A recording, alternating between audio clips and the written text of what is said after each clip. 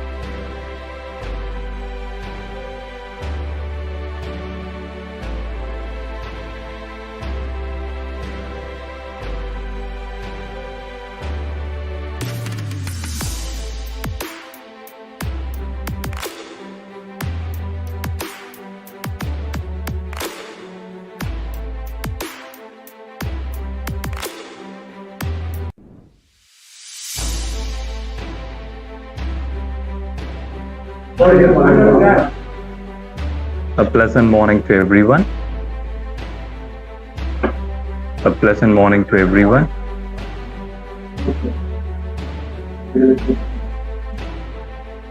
A pleasant morning to everyone.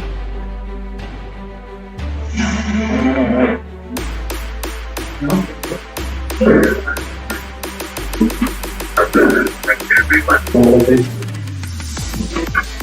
A pleasant morning to everyone.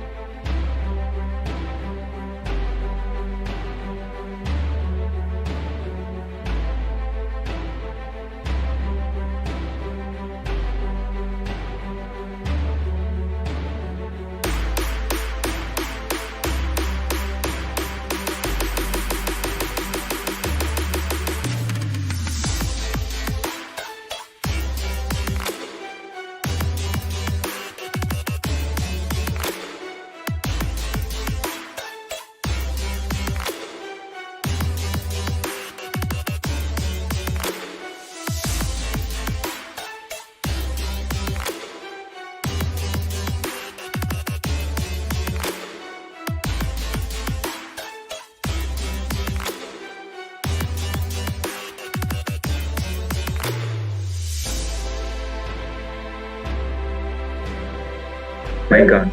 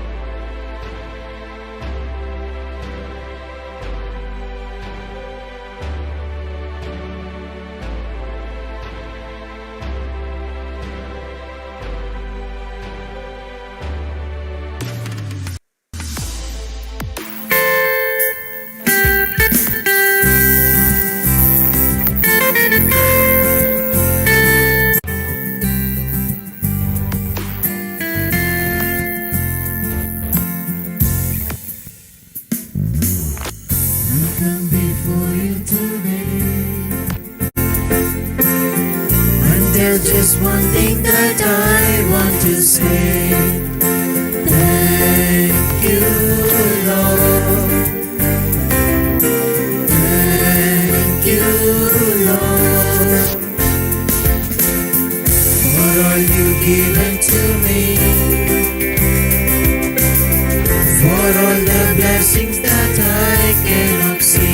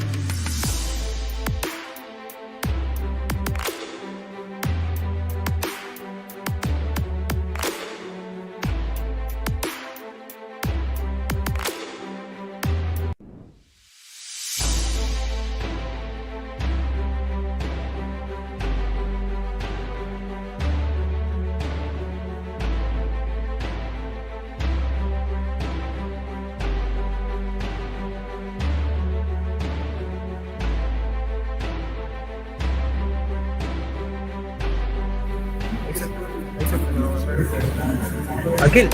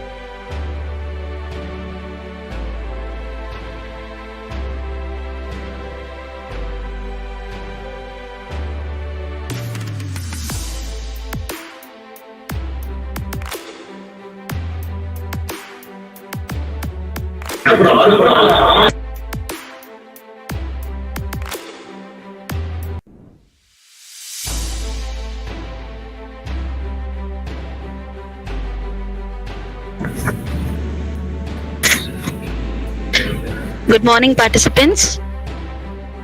You are kindly requested to mute your mic and turn off your cameras. Kindly mute your mic and turn off your cameras.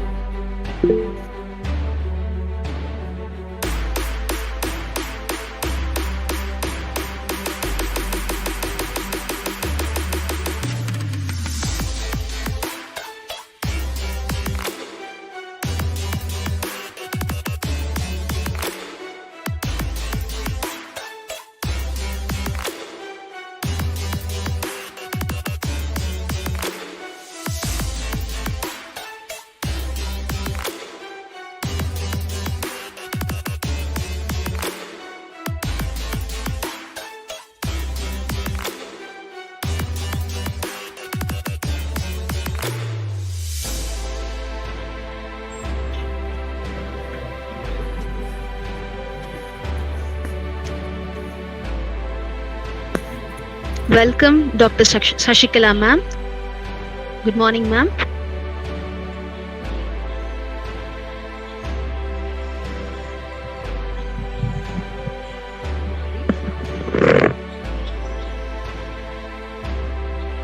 Me, ma'am. Hello, ma'am.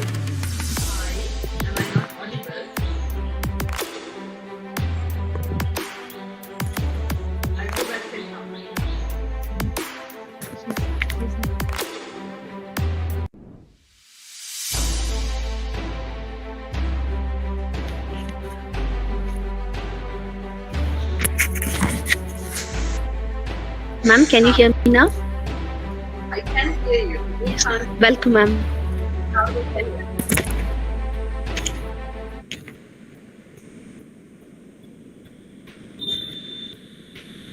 Hi Shashi, can you hear me?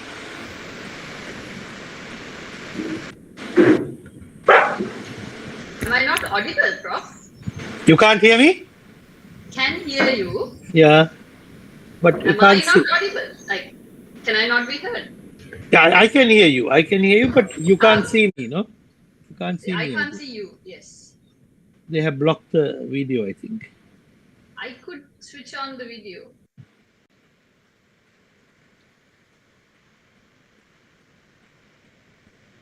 Anyway. All right. We can see you, ma'am. You can hear me or not hear me? We can hear, ma'am. Okay, brilliant. Right. Thank you. Can you see me and hear me? No, We sir. can hear you, not see you. I can't see you, though. Yeah, why is that? Try switching on and off the video. Yeah, I did that. Maybe like go out and come back. That's what I did. Can I leave and come back? Yes, you can. Yeah.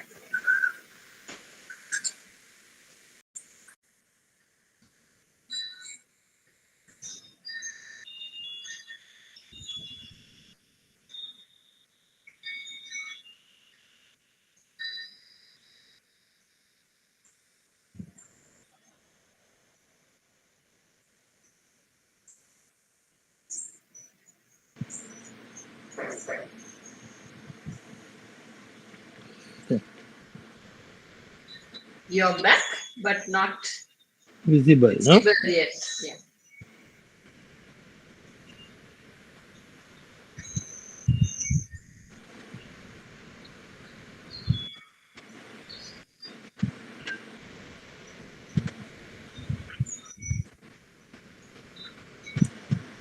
Good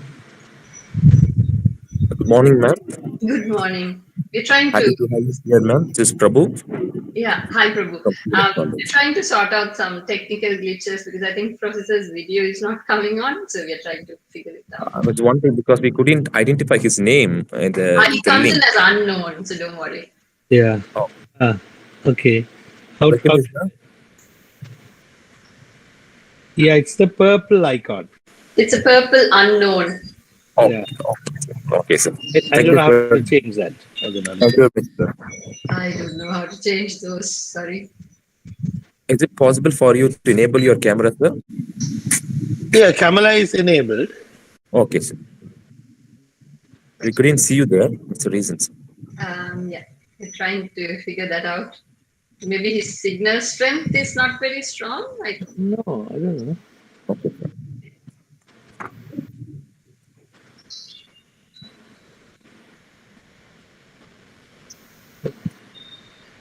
I think they say something like camera not enabled or that you are not allowing me to show the video. So you are very much audible, but your camera is not enabled. How to enable Possible the for you to figure out. You tried the icons at the bottom of the screen, right? Yes, I've now switched it off and now I switch it on. Still not coming on. He's gone again.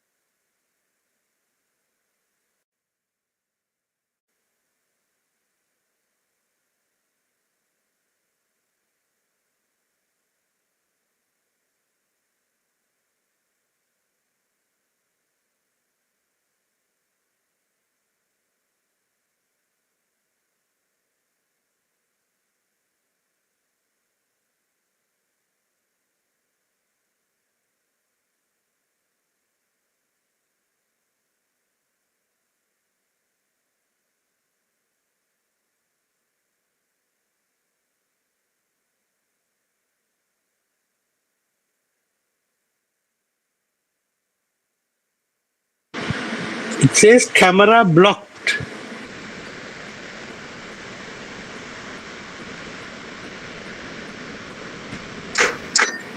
Hello?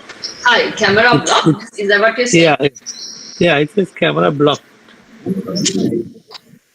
I don't know why it would be. Shall I try joining this via Google? Yeah, I came through my Gmail, so maybe that makes a difference. Is that? I don't. So we request you to come through your mail ID, sir, so that we will be allowed to enable your camera. Since it's unknown, maybe the reason for not allowing you to use the camera. Okay, Could you mail just come ID. through your mail ID, sir? How do I come through the mail ID? You Copy it, no? And copy it to your email and then open your email and then come through that. open my email. So Pera email is what they've been using, or your Gmail? I don't know. Gmail, The normal Other Gmail. email. Yes. Okay. yeah. So you open your Gmail and then you click on that link so that you will be directed to Google Meet via your Gmail. Yes. Yeah? Am I? Sounds very complicated. Okay. So just open your Gmail. Okay, And- open my Gmail.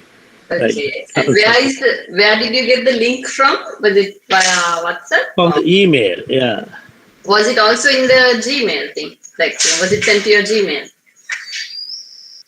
No, it was sent to the the Yahoo. Okay, so you have to send the mail to your Gmail one, like forward it from Yahoo to Gmail.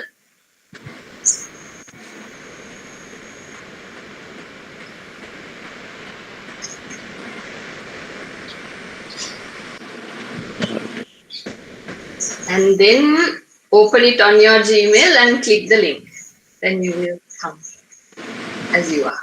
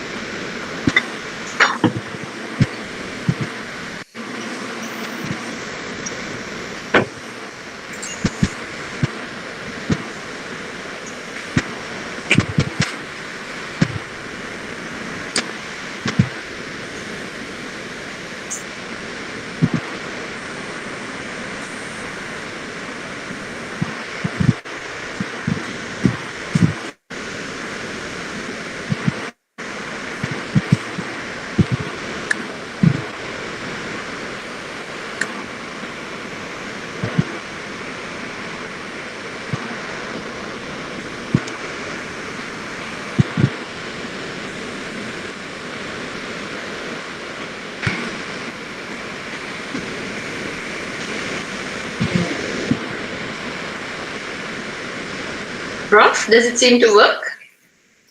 No, man, it's asking me all kinds of rubbish now. Okay. You might need to log out of this also, the unknown one, but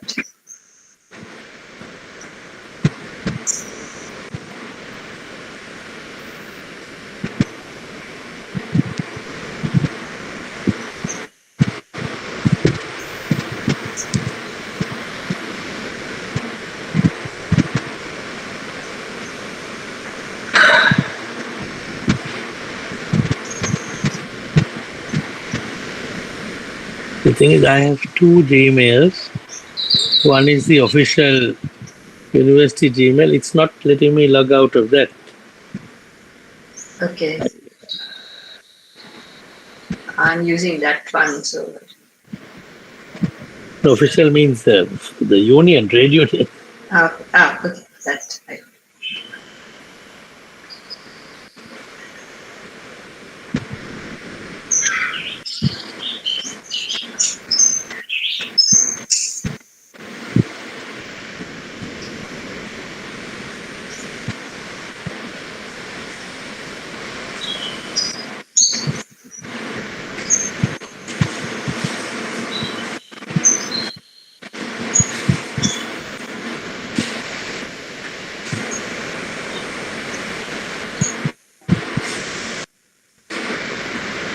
Okay, now it has come.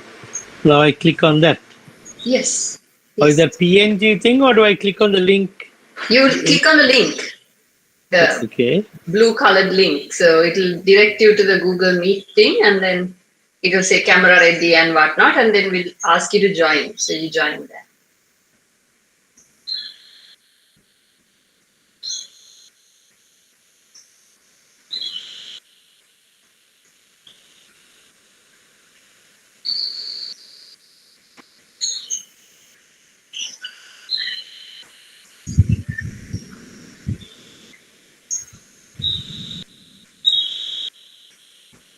Sorry, Peter, while we're waiting for him to sort it out, how was the conference yesterday?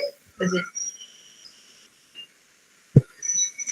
well attended, and did you achieve what you wanted to?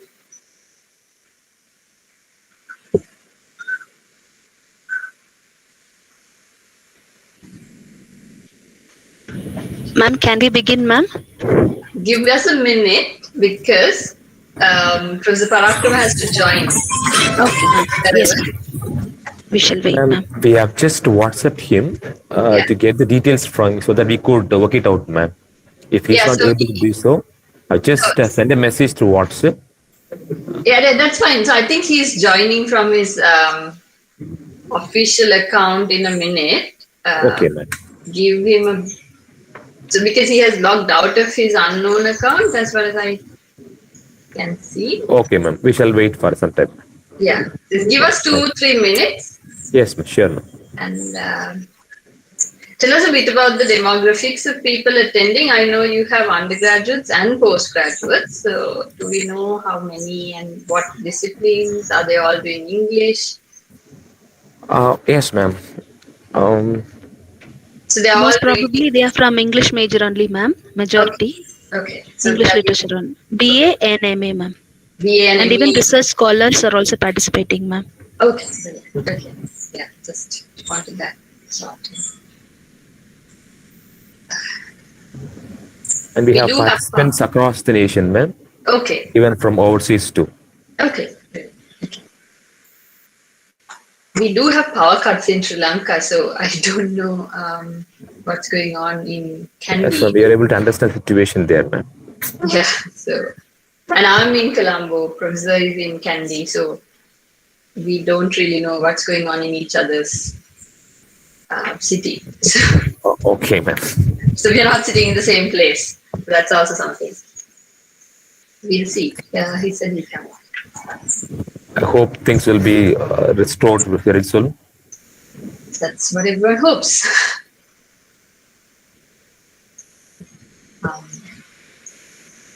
So let's see. He's probably working it out.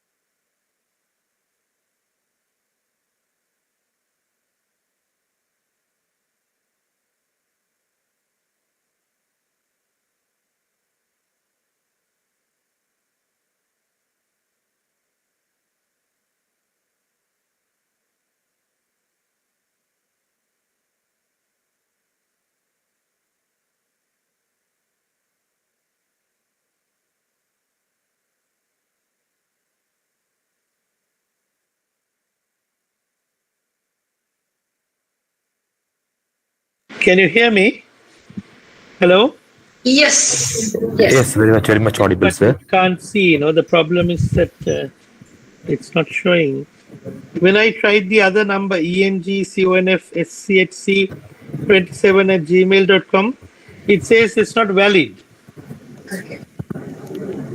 All right. So can we do this without his picture? Or I don't know. Yes, ma'am. We'll begin, ma'am. Okay. Okay.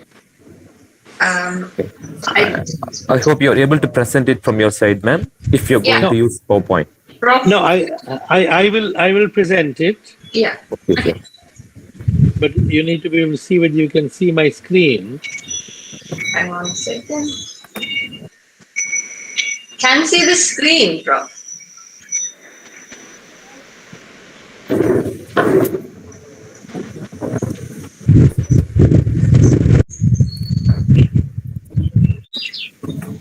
Can you see?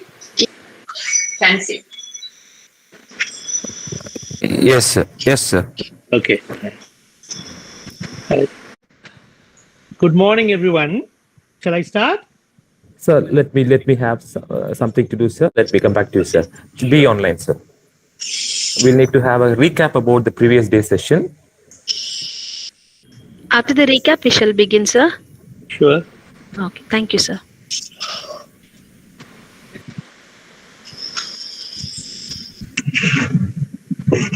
Good morning, everyone. A hearty welcome to the second day of the International Web Conference on English Literature from our frontier nation. Hi, I'm Sarah, your host for the day. Everything has beauty, but not everyone sees it, says Confucius, a Chinese philosopher. I now invite Dr. Professor Helen Hema to present the recap of yesterday's sessions.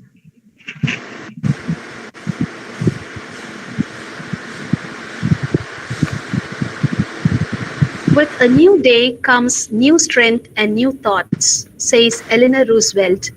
On this new day, it's my pleasure to present you a brief recap on yesterday's intellectual program. Teamwork makes the dream work. A successful team is a group of many hands and one mind. We, the Department of English, Sacred Heart College, Tirupattur, has a team. Being a team, we have organized this 2 days international conference on the title English Literature from Our Frontier Nations, exploring our neighbors' writings in English from Pakistan, Bangladesh, Nepal, and Sri Lanka. With lots of effort, under the guidance of Reverend Dr. K.A. Maria Arokiraj, SDB, the additional principal and head Research and PG Department of English, Sacred Heart College, Tirupattur, the conference was made possible. Having successfully completed the first day of the program, here is a short recap. Yesterday, we began the program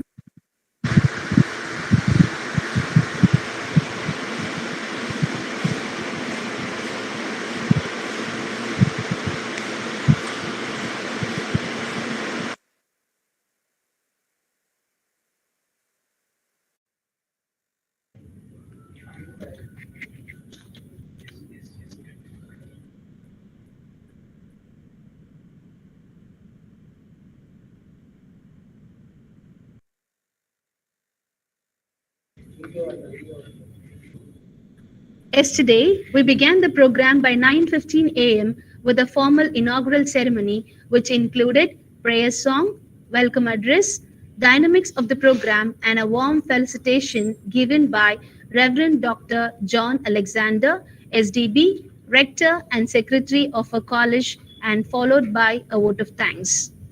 The first session was on the topic, a mapping of Nepali literature in English. The resource person was Professor Shishir Kumar Bushell, Head, Department of Major Arts, St. Saviour's College, Matigar, Kathmandu, Nepal.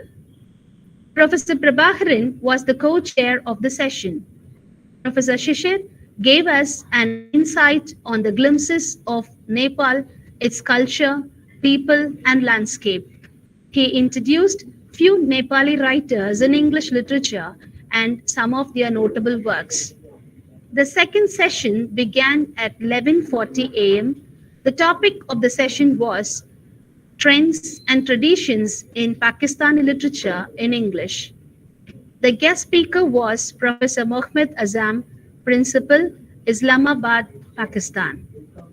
Professor Henston was the co-chair of the session. Professor Mohammed spoke on the theme of identity, partition, political upheaval, and the effect of partition among the people of Pakistan. He spoke about the pre-partition literature and partition literature during 1960s and the era of short stories. He added more on the prominent authors of every period. The third session began at 2:30 p.m. after the lunch. The topic of the session was Pakistani Literature in English, a Perspective. The resource person was Dr. Amir Aziz, Assistant Professor, Department of English Language and Literature, University of Pakistan. Professor Jivanandan was the co-chair of the session. Dr. Amir highlighted upon the diasporic literature and its significant writers. He spoke about post-colonial literature and its impact on Pakistani literature. He also touched upon African literature and the writers of the Third World War. His session was based on the theme of partition and diaspora.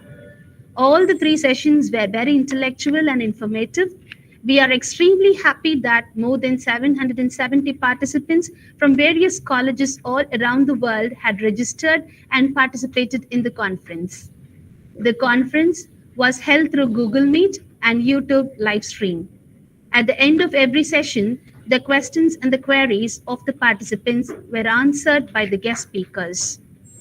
Feedback from the participants was also collected through Google Form for every session separately. Finally, we concluded the yesterday's program by 4:30 p.m. With this, I conclude my recap. Looking forward for today's session, I now request Professor Kamesh to introduce the guest of the forenoon session. Over to you, sir. Thank you very much, ma'am. A pleasant morning to everyone. I am Mr. U. Kamesh, Assistant Professor of English, Sacred Heart College Autonomous, Tirupattur, Tamil Nadu, India. I'm delighted to welcome you all for the second day of the two-day International Web Conference on English Literature from our frontier nations. Speech has power. Words do not fade. What starts out as a sound ends in deed, says Abraham Joshua Hassel. Today, we are delighted because of the presence of our honorable resource persons. It is my singular privilege to introduce the resource persons of the session, Professor Arjuna Parakrama and Professor Shashikala Azila. First, let me introduce Professor Arjuna Parakrama, Professor of English and Director, Center for the Study of Human Rights, University of Peradeniya, Sri Lanka. Sir has more than 23 years of service in the field of teaching, academic, administration, editing, research, consultancies, and reviewing curriculum designs. After completing his BA English honors in University of Peradeniya, Sri Lanka, he pursued his master's in English from the University of Georgia, USA, and completed his PhD Cultural Studies program from the University of Pittsburgh, USA. His area of research in teaching English language and human rights, and he is a visiting professor and senior fellow to Humanities Center, University of Pittsburgh, USA, and School of Language and Linguistics, National University of Malaysia. He is an honorable member of the editorial board Pala Anthology of American Literature for Asian Studies in 1999 till date. He delivered a keynote lecture in Cornell University, USA on the topic Sri Lanka Dynamics of Violence, Challenges of Peace on February 7, 2003. Also, Sir has presented more than 25 research papers at various conferences and workshops and contributed more than 25 articles and chapters to various books. He is the co-author of the textbooks GCE Advanced Level General English used in all schools in Sri Lanka from 2001. It's my pleasure to inform you that he has received more than 12 honors and awards, notably America Academy of Poets Award of Poetry from University of Georgia in 1985, Senior Fellowship, United States Institute of Peace in 1999, and Fulbright New Century Scholar in 2008. Sir has been in several positions like President, Vice President, Secretary, Director, Editor, and member of various committees, associations, and publications. Sir, we are very privileged and proud to have you here with us, and thank you for honoring us with your presence, sir. We welcome you, sir, and eagerly waiting to listen to you. It's my pleasure to introduce the second resource person of the session, Dr. Shashikala Azila, Senior Lecturer and Head Department of English, University of Kelaniya, Sri Lanka. After completing her BA English in Sabaragamuwa University, Sri Lanka, she came to India in 2007 to pursue her MA English at Jawaharlal Nehru University, New Delhi, which is one of the most prestigious universities in India. She has done her doctoral studies in American and Canadian Studies at the University of Nottingham, UK.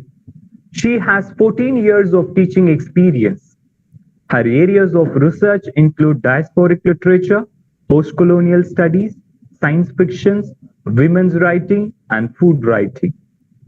She is a visiting professor to various universities in Sri Lanka and has contributed more than 4 chapters for books and has 19 research articles and papers to her credit. She has received 8 awards and grants from various universities and trusts, notably Gracian Prize Longlist in 2019, Bursary Holder Digital Humanities at Oxford Summer School from the University of Oxford, UK in 2018, and International Research Excellence Scholarship from the University of Nottingham, UK in 2011. She has delivered several keynote addresses in various conferences. Ma'am, we are very happy and delighted to have you here with us as a co-presenter along with Professor Arjuna Parakrama. We welcome you, ma'am. Before I hand over the session to the resource persons, I have few reminders for the participants. The first session is up to 11:30 a.m. Participants are asked to mute your mic and turn off your cameras. The last 15 minutes of each session is meant for discussion. Participants can post your questions in the official WhatsApp group, YouTube, and Google Meet chat. Kindly avoid discussions during the session. Feedback link will be posted at the end of each session. 15 minutes time will be given to post your feedback. A limited number of participants could be accommodated in the Google Meet. Others kindly attend through YouTube link. Kindly avoid questions related to politics and the other controversial issues considering the ethnic and the political scenario. Professor Arjuna Parakrama and Dr. Shashikala Azila, now the session is yours. Thank you.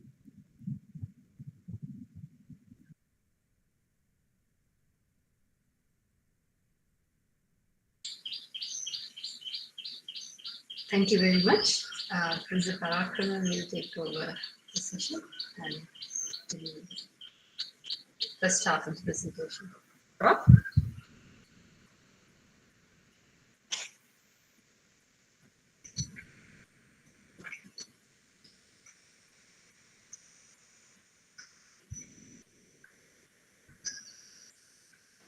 Right. Can I be heard now? Yes, sir. Yeah. Okay, right. And could you see my screen as well? Yes, sir. You need to maximize it, I suppose. I can see a lot of other things. Right. Now, can you see the screen? Yes. Yes. Okay. Right. Thank you very much. Thank you to Dr. Arokiraj and the team at Sacred Heart College. Thanks especially to Professor Prabhu and others. We are very privileged. I speak for both Dr. Azila and myself. We are privileged and happy to be here today. What we will do is I will first present a kind of outline of an analytical framework and outline of Sri Lankan literature in English, Sri Lankan writing in English. And the more difficult and perhaps more interesting part would be done by Dr. Azila, who will flesh that out and maybe agree and disagree and further elaborate what I say. I think that would be the best way, because I don't think it's particularly useful for us to barrage you with all kinds of writing, but to try to organize it in a framework. And we believe that this framework may be of some use to the others in the subcontinent as well, to kind of relate whether your literary traditions map on this, so whether they are different, because as you know, the colonial experience that we encountered as a subcontinent is both similar and different. So I think that may be a starting point. I will begin with this very brief PowerPoint presentation which outlines the framework. I'm happy to, excuse me, to address any questions you may have at any point. Thank you. So I think the first point I want to make, and this is a large quote from a work, but I think the crux of it, the argument that we are trying to make here is the opposite of what is being made in other places. That is, the general argument is that literature in English started off by being very alienated, very much a part of the sort of anglicized elite, urban elite, a very small group, and then it further developed as you've had bilinguals in the post-colonial phase, in the phase near independence, and then post-colonialism. You had an anglicized group. You had a group that used local themes, local idioms, local language, local topics, local people, and then so the English literature in the region became more and more relevant, more and more central, more and more important. That's the traditional argument. The argument I'm making here is that is true up to a point, but in the last couple of decades, we have again a shift back to the older setup where, to see the highlighted part, in the current conjunction, the absence of the attempt to relate. So we are seeing a new trend in the last 10, 15 years maybe, where the writers of English are almost deliberately alienating themselves from the issues, the context, the cultures, the situations, even the language that is spoken in the country, and there's a defiance and a disagreement, desire not to integrate locally, but to seek a global market, to seek a global audience, to seek an international recognition. So this is a huge change we see, right? Almost an epistemic break. An epistemic break means a way of looking at the world is changing with these writers. And of course, what is quite obvious is that certainly I, and I'm sure Dr. Salla too for that part, see this as something problematic, something deeply troubling. So this is what we are trying to amplify. We have a progression that moves from an alienated, Western educated, Western group writing to a group that becomes more and more and more local, more and more bilingual. And then, of course, we have a kind of break, a rupture, and then it looks like the latest group is moving back to being what the people were in the early to mid 19th century. So we have identified 5 historical phases of English writing in Sri Lanka.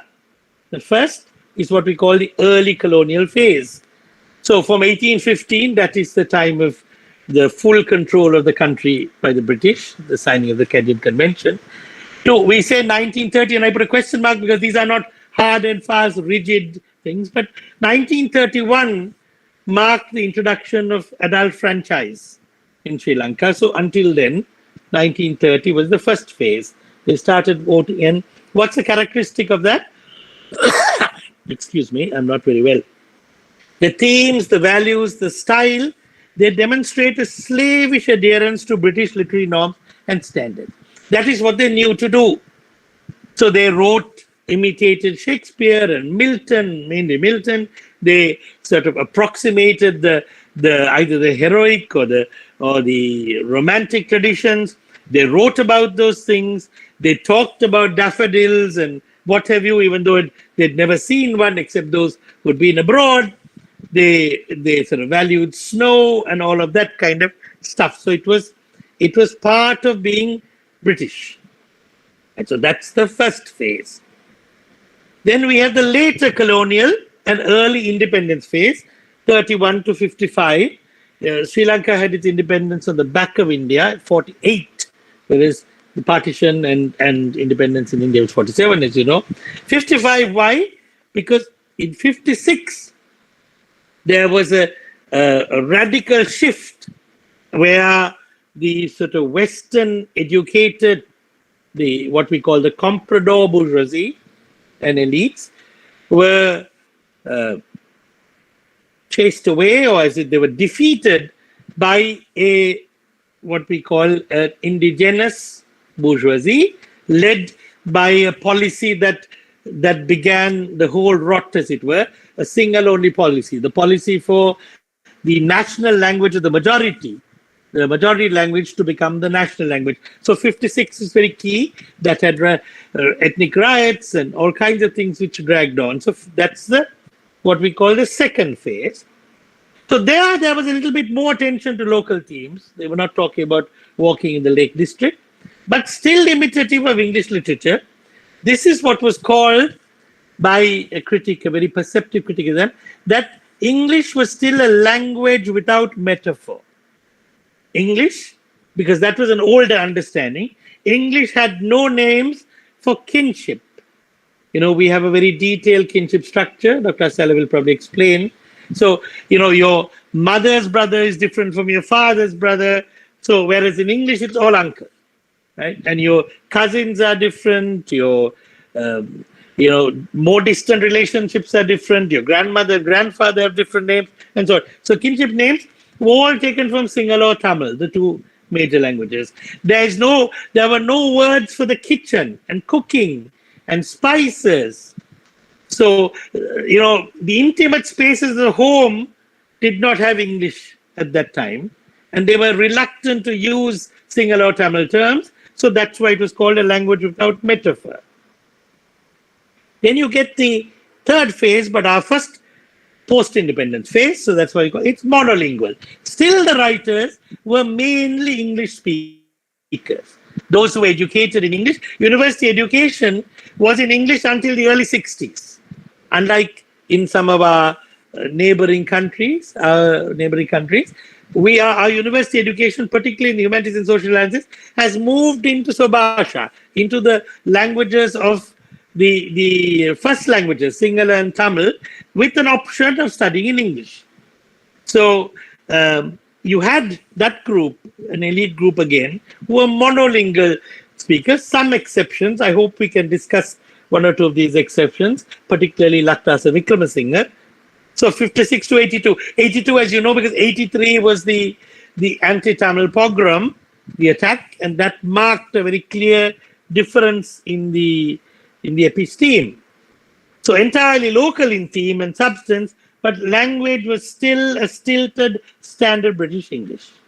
By and large, exceptions I hope we can talk about. So the second bilingual post-colonial phase from 83 to 2009. By 2009 was the end of the Civil War. There, the writers were more bilingual. They were no longer monolingual because university education had become trilingual. It was Sinhala, Tamil, and English. You had that option.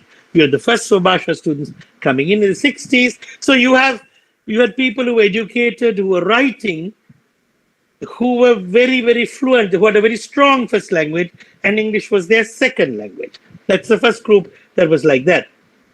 So themes and languages of Sri Lankan, though often romanticized. That was the other problem, that we still have that. We are still stuck, if you want, in terms of criticism, in a romantic framework. The village is lovely and wonderful and everybody is nice, and the city is terrible and exploitative. So that kind of story keeps going on. The romanticized, Marx would call it romantic anti-capitalism, not serious anti-capitalism. The third, and this is what we are talking about currently, the third self-absorbed global audience phase. They're self-absorbed. They no longer think they need to justify their writing in terms of the general public or a common audience or social issues. They can talk about themselves, about dining and wining, about traveling abroad, very sophisticated. Their audience is global. In fact, now for the first time, they're being published globally. Defiantly individualist and disengaged from broad social issues. ELV, that's my quote. That is extra linguistic value. I'd be happy to discuss that if you want to. the concept that we've been working with. So English has an extra linguistic value. If you have English, you have higher status, you have a greater marketability, you are actually even considered a better human being in some contexts, very strangely. So English is conferred more than a language value. And we can see this in lexical borrowings and so on. More about that if you wish. So now what are the key thematic and political interests of the contemporary writers? I think it's most interesting to focus on these because of that issue I said, to see whether you have similar contexts and situations. One of the things is personal biographies and autobiographies, either family biographies, biographies of mythical people whom they relate to, and many of them write their own stories. Rewriting of the nationalist narratives, that of course has been there right from the beginning, but this rewriting is not very grassrootsy. Exotic and touristic accounts of key historical moments, mostly, as I've said, 71 is the Maoist Marxist insurrection, 83 was the anti-Tamil pogrom, 2009 the war, that whole period. So there are accounts. If you are interested, and I'm sure you will be, we have brought along examples where we can show you how this is exoticized, how it is sort of native informant kind of stuff. The rejection of previous writers, influence globally. So there is no tradition they're going back to. They're writing anew. Their influences are other international writers. Their influences are global, not the local. And this is fairly deliberate. Lesson and engagement with the self-consolidating other. This is one concept I just want to talk about. You know, in Lacan's notion of the May state, you find the child, the infant, identifies itself by separating itself from the other. Now, often, as I said in that earlier part of English literature, one of the ways of dealing with the ordinary people, the single and Tamil speakers, the farmers, the peasants, the fisher folk, the factory workers, was to, by seeing themselves as not us.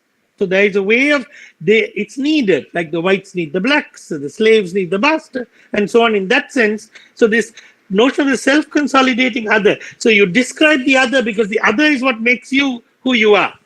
You are determined and defined by that other. Now that particular engagement does not seem to be necessary. They are quite comfortable in defining and describing themselves within their own milieu. Right? So it is then in that defiantly elitist. The other stuff was elitist, but this one is defiantly so. It's like, so what? Yeah, we are interested in our drawing rooms and what we do and our sophisticated lifestyles and our cosmopolitan ways, and so what? It's apolitical in that sense, anti-populist, cosmopolitan. Right. So what are the basic literary linguistic characteristics that are displayed? This is a bit of hodgepodge, but anyway, this is just to set the ball rolling. Dr. Asal is going to do the hard work. So it's dismissive or critical of ordinary life and non-English speaking masses, even poking fun at them. Language, idiom, errors, behavior. So you have stories that say, oh, see what happens when the Sri Lankan people try to cross the road. They stop, they stare, they fall. So they're sort of supposedly hilarious, but hilarious only to those who have big cars and who can laugh at other people. I was party to a reading where this very well-known writer who's now publishing abroad made the story to the sort of utter hilarity. They were almost hysterical in their laughter to an audience, which comprised 50% foreign, the other 50% wannabe foreign. They were local, but would prefer to be. And there was me saying, what is this? Is this funny? Whom are you laughing at? So that kind of milieu, which I'm sure you don't have in your context, then it avoids social issues or social lines, or this is the more dangerous one. Avoiding is okay. It seeks to speak for the oppressed, for the victims, with no real ability or qualification to do so. It disparages Sinhala and Tamil. So that's used to create jokes, to laugh at it. We have a couple of people, as you know, the Gratian Prize is like the greatest award that we give every year, which is funded by Michael Ondaatje out of his Booker Prize money. And there are a couple of award winners have done precisely this. They laugh at local speakers, claiming to laugh at themselves, but actually the jokes are pretty nasty. Right. Unlike in the previous phase, their intellectual and literary traditional models are Western, unabashedly so. It's not, you can't catch them out and say, yeah, but isn't this a Western? Yeah, of course it is. So what? So it's a very interesting philosophy move too. It seeks an international leadership and recognition. Not even regional, I think. I don't know, Dr. Asalam knows more, maybe can correct me on that, but I think it's mainly international.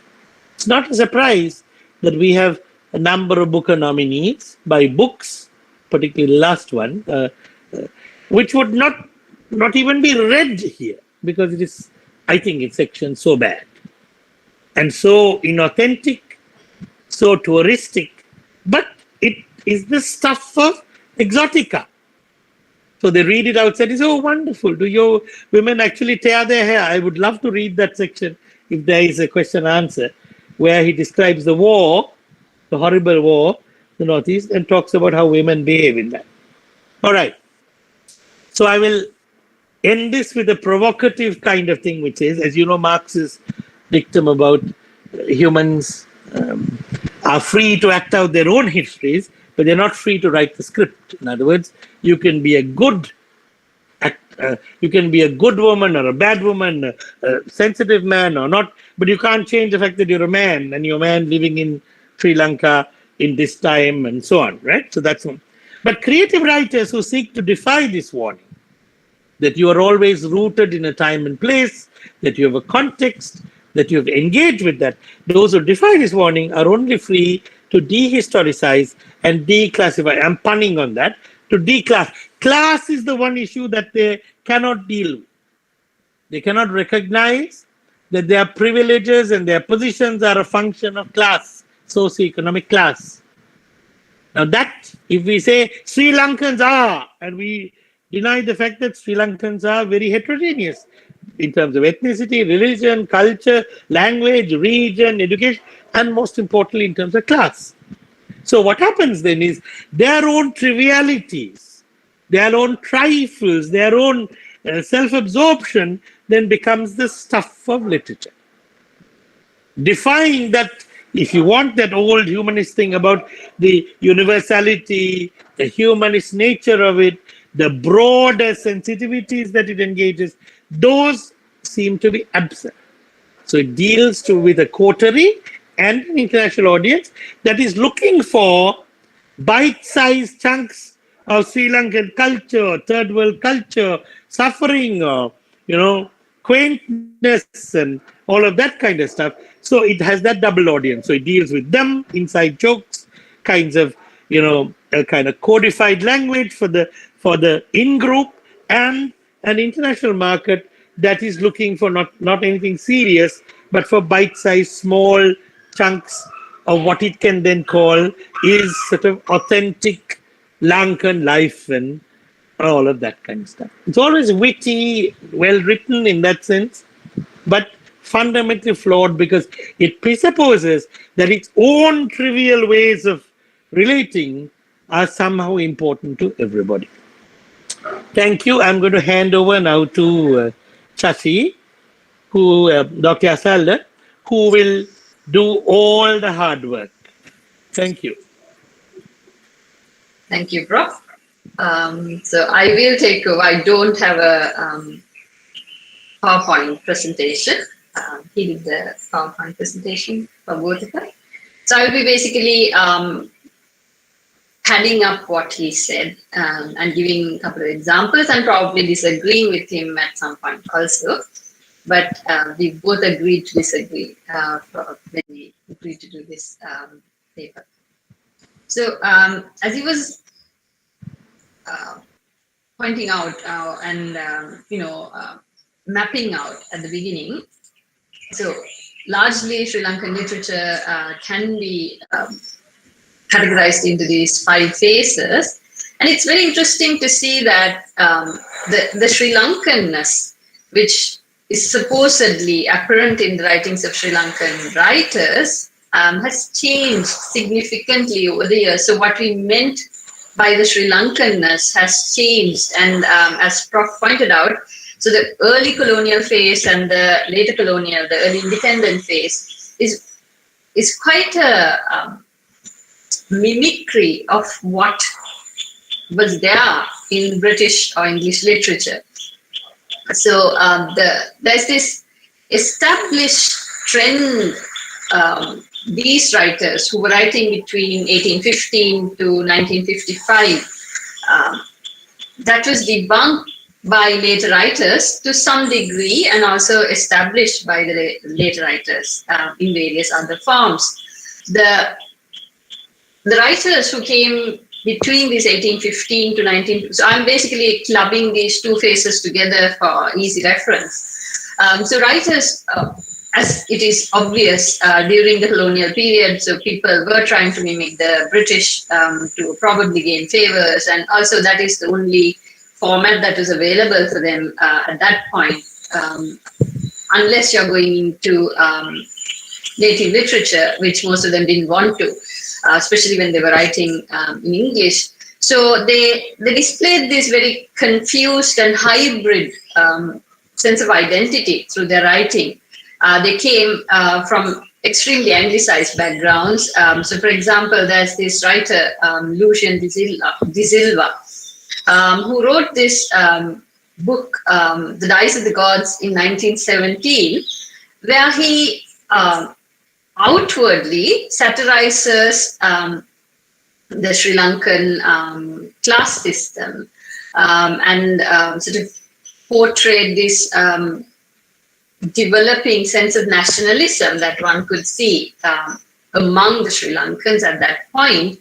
But it was also interesting to see that he is knowingly or unknowingly making fun of the Sri Lankan people, the Sri Lankan idiom, the Sri Lankan ethos that was there in the normal, the community, in the Sri Lankan social, economic stratas that existed at that particular point.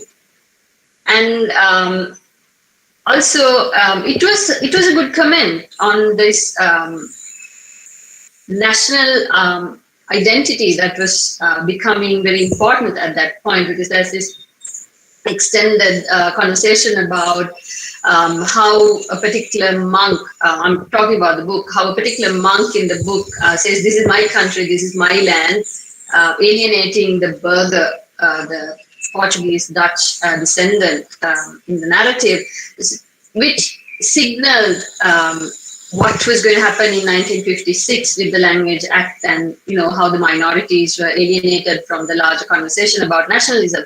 And of course, there is S.J.K.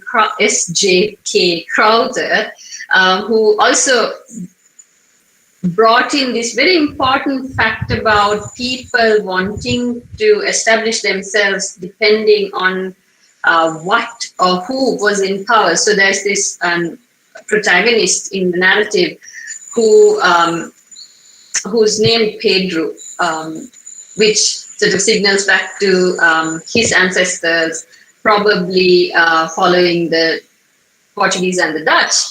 And then he changes his name to Peter to pander to the British regime and to get the benefit of being anglicized, so to say.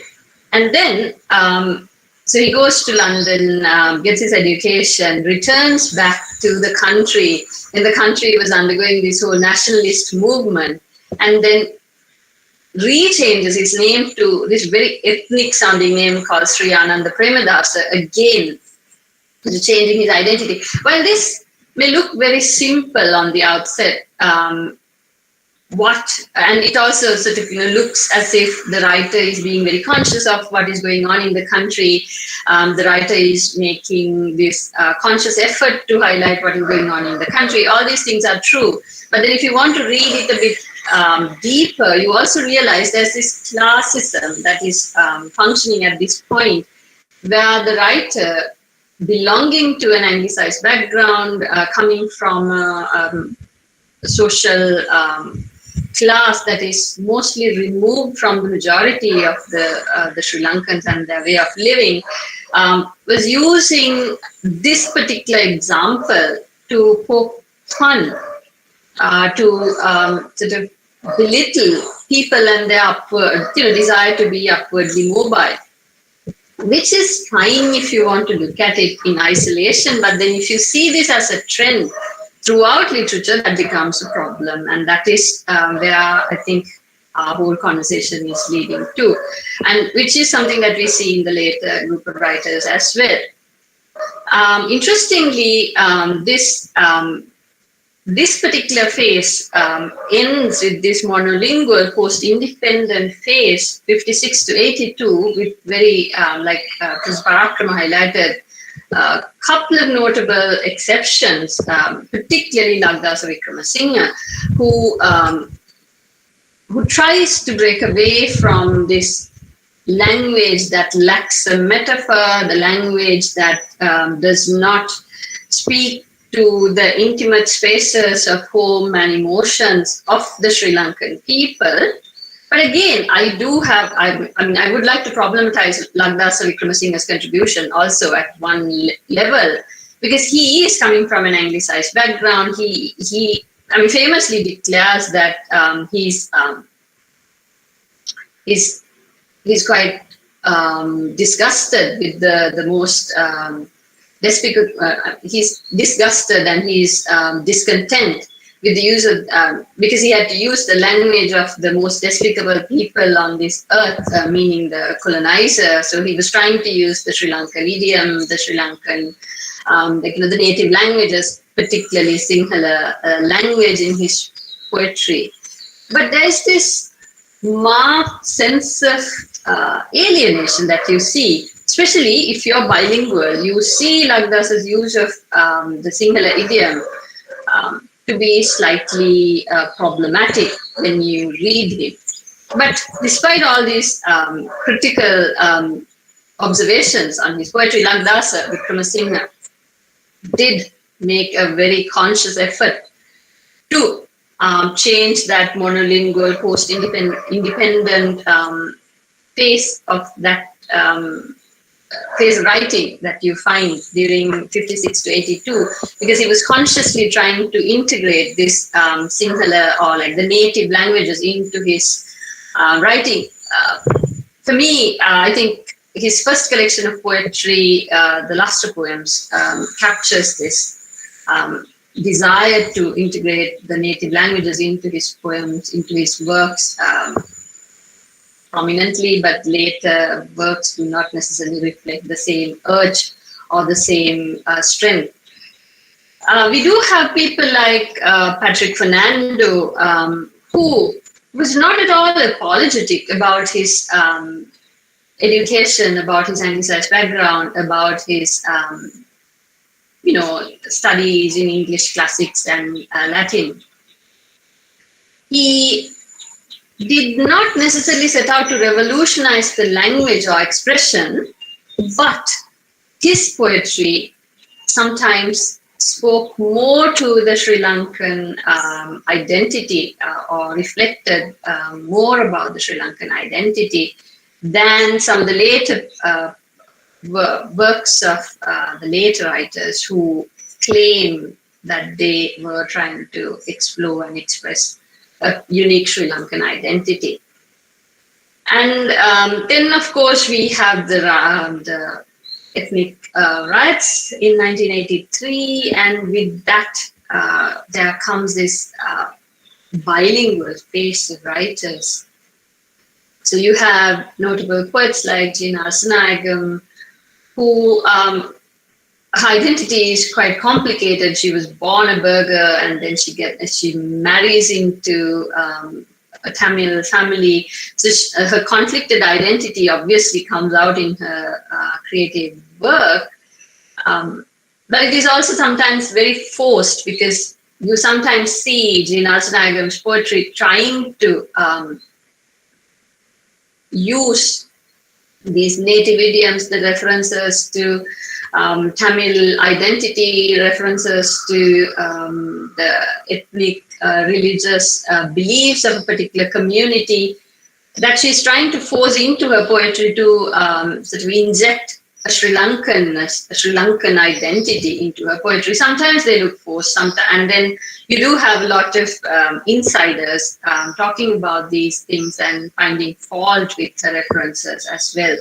It's not to say that the creative writers have the creative license to use whatever reference they like as they please, but there's also a problem if you're going to, brandish yourself as this spokesperson for a particular ethnic group or a particular national identity. And then, of course, we have people whom we encounter in that particular period from 83 to 2009. Obviously, there's a couple of decades that are there. You do find people like Shyam Selvadurai talking about like his iconic novel, Funny Boy, where he speaks about the coming of age story of a young gay boy in Sri Lanka with the ethnic riots as a backdrop to the novel. Very well received throughout the world, and is hailed as the book that revolutionized Sri Lankan English writing at that time. But there's also problematic references that you have, because Shyam Selvadurai, of course, comes from a very anglicized background, and sometimes his use of certain references, trying to show that he's part of the larger fabric, the ethno-national fabric of Sri Lanka. And then, of course, providing a glossary at the end of the book has made critics to sort of agree and disagree at various levels. You have people like Ashok Perry, like Professor Parakraman pointed out, making fun of Sri Lankan people in a very condescending manner. You do see him talking about this alienated Sri Lankan man traveling or like living in the UK, living in London, bumbling about, making like really funny mistakes, and then you wonder whether he's actually making fun of this uninitiated, unaware Sri Lankan national, or is he making fun of his particular class? And of course, you have a problem there.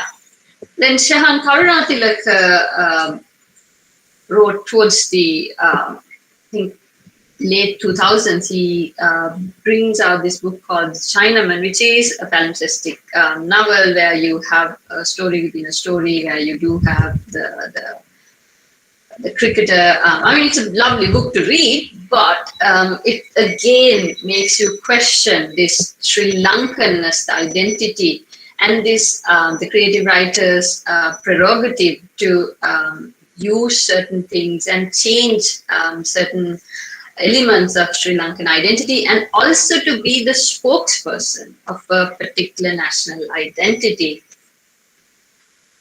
which is then taken up by the writers who come in later, mainly the diasporic writers. They're quite disengaged from the larger national, social, economic discourses that are taking place inside Sri Lanka. They write about, to quote Rushdie here, imaginary homelands that they've left behind at one point or the other, or they have never seen in their lifetime. They write about the ethnic conflict, and also they universalize the experience of certain groups, creating victims or speaking up for the victims, not necessarily helping the victims in their narratives. So you have people like Ruth Freeman, using the 83 riots in a very elaborate setting. Like, she starts from the end of the colonial regime. This is the book called Flower Boy. She starts from the end of the colonial regime. So I think it was late 1800s that she starts the book, and then you go into this whole Tamil versus Sinhala relationship, and then taking sides and speaking for the victim, as she calls it, but then of course failing to give a voice to the other within the narrative because of a desire to universalize and also justify certain things within the narrative. Then you have Naomi Munavira again writing about Sri Lanka and its ethnic conflict in Island of a Thousand Mirrors. Again, sort of essentializing the experience of these two ethnic groups and also giving very simple binary solutions to the ethnic conflict that was raging in the country at that particular point. So this brings into mind Lisa Lau, what once called as the re-Orientalist trend of these writers, which you see across the globe, and especially from South Asia. If you look at some of your, like some of the Indian or some of the South Asian diasporic writers, they tend to do the same thing. Universalizing the experience of the other, whatever the other that they think of, in opposition to themselves, their own ethnic group, and then sort of exoticizing those experiences, either to gain an international audience, to gain the recognition from international publishers. Various reasons exist, but there's this whole re-Orientalism in the later writers. The latest international sensation is Anup Kazam. So, I mean, he was on the long list for the Booker Prize. He's gained a lot of recognition over, like, during the brief time that he came out as a writer. Again, there's that exoticized, over the top kind of descriptions that take away the focus from the larger problem or the question that one needs to address in some of these writings. So what we see essentially is that these writers seem to, over the years, the Sri Lankanness, the Sri Lankan identity that we talk about or that we want to achieve, and probably that this is a South Asian concern, because a lot of South Asian writers are also grappling with this identity conflict, like, the need to establish this particular identity, and it is very difficult. I think this is something that we all have to understand and agree or disagree on it. There is no one identity, there is no one strand that one can sort of pinpoint and say, oh, this is Sri Lankan identity, this is the Indian identity, this is the Bangladeshi identity. But what we see is that over the years, especially these Anglophone writers, writers or creative fiction that was produced in English, tend to serve a larger global need to have these easily digestible, bite-sized, to quote Professor Parakrama, stories or narratives that allow an audience, probably in the global north, to understand global south, but in a very cursory, in a very essentialist, very superficial manner. So taking away the importance, taking away the complexities that are there within these societies and within these communities, and therefore, again, sort of feeding into the larger colonial or post-colonial, not necessarily post-colonial in this particular way, but I think the larger consumerist demands of the global economy, where the East is always packaged neatly with beautiful beads. I mean, most of the conference participants would understand is packaged in neat beaches and beautiful women and exotic dishes, but nothing beyond that. So that the tourist brochure kind of approach has not, or rather the writers of our nations have not gone beyond this tourist brochure approach to the problems or the narratives within their communities, within their societies. So problematizing the identity, problematizing the uniqueness that one is trying to provide through these writings. I'll stop there. Thank you very much, and we'll be happy to take questions, unless Professor Parakrama has to add more to this. Thank you. No, I'm fine. Thank you.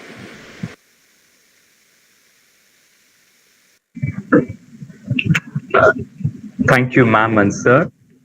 It was a great listening to you, sir and ma'am. This has been a great journey through the realms of Sri Lankan literature. Thank you, sir and ma'am, for enlightening us. Your exposition was a magnificent exhibition of knowledge on Sri Lankan literature in English. And thank you for explaining us then the historical phases of the English literature in Sri Lanka, the key thematic and the political interest of contemporary Lankan writers, and basic literary characteristics of Sri Lankan literature in English, and the detailed explanation of the above said by Professor Shashikala Azila. Thank you, ma'am, for giving us the session. And we have certain questions from the audience, ma'am. Shall I ask one by one question to you, sir? Yeah, I think what we should do, my view is, take about 2 or 3 questions and then we'll deal with them together, if it's like that. Otherwise, we can deal with them one by one also, whichever way is. How many questions you have? If you have... We have around 8 questions, sir. We have around 8 questions, and some are just posting now. At present, we have 8 with us. So shall we take 2 or 3 at a time and then answer? Okay, sir. The first question, it is about generalized one. Sri Lankan is known for tourism, and how does that reflect in literature? And the second question, for a new literature, what would you be recommending to understand, for the new reader, what would you be recommending to understand Sri Lankan's literature thoroughly? So,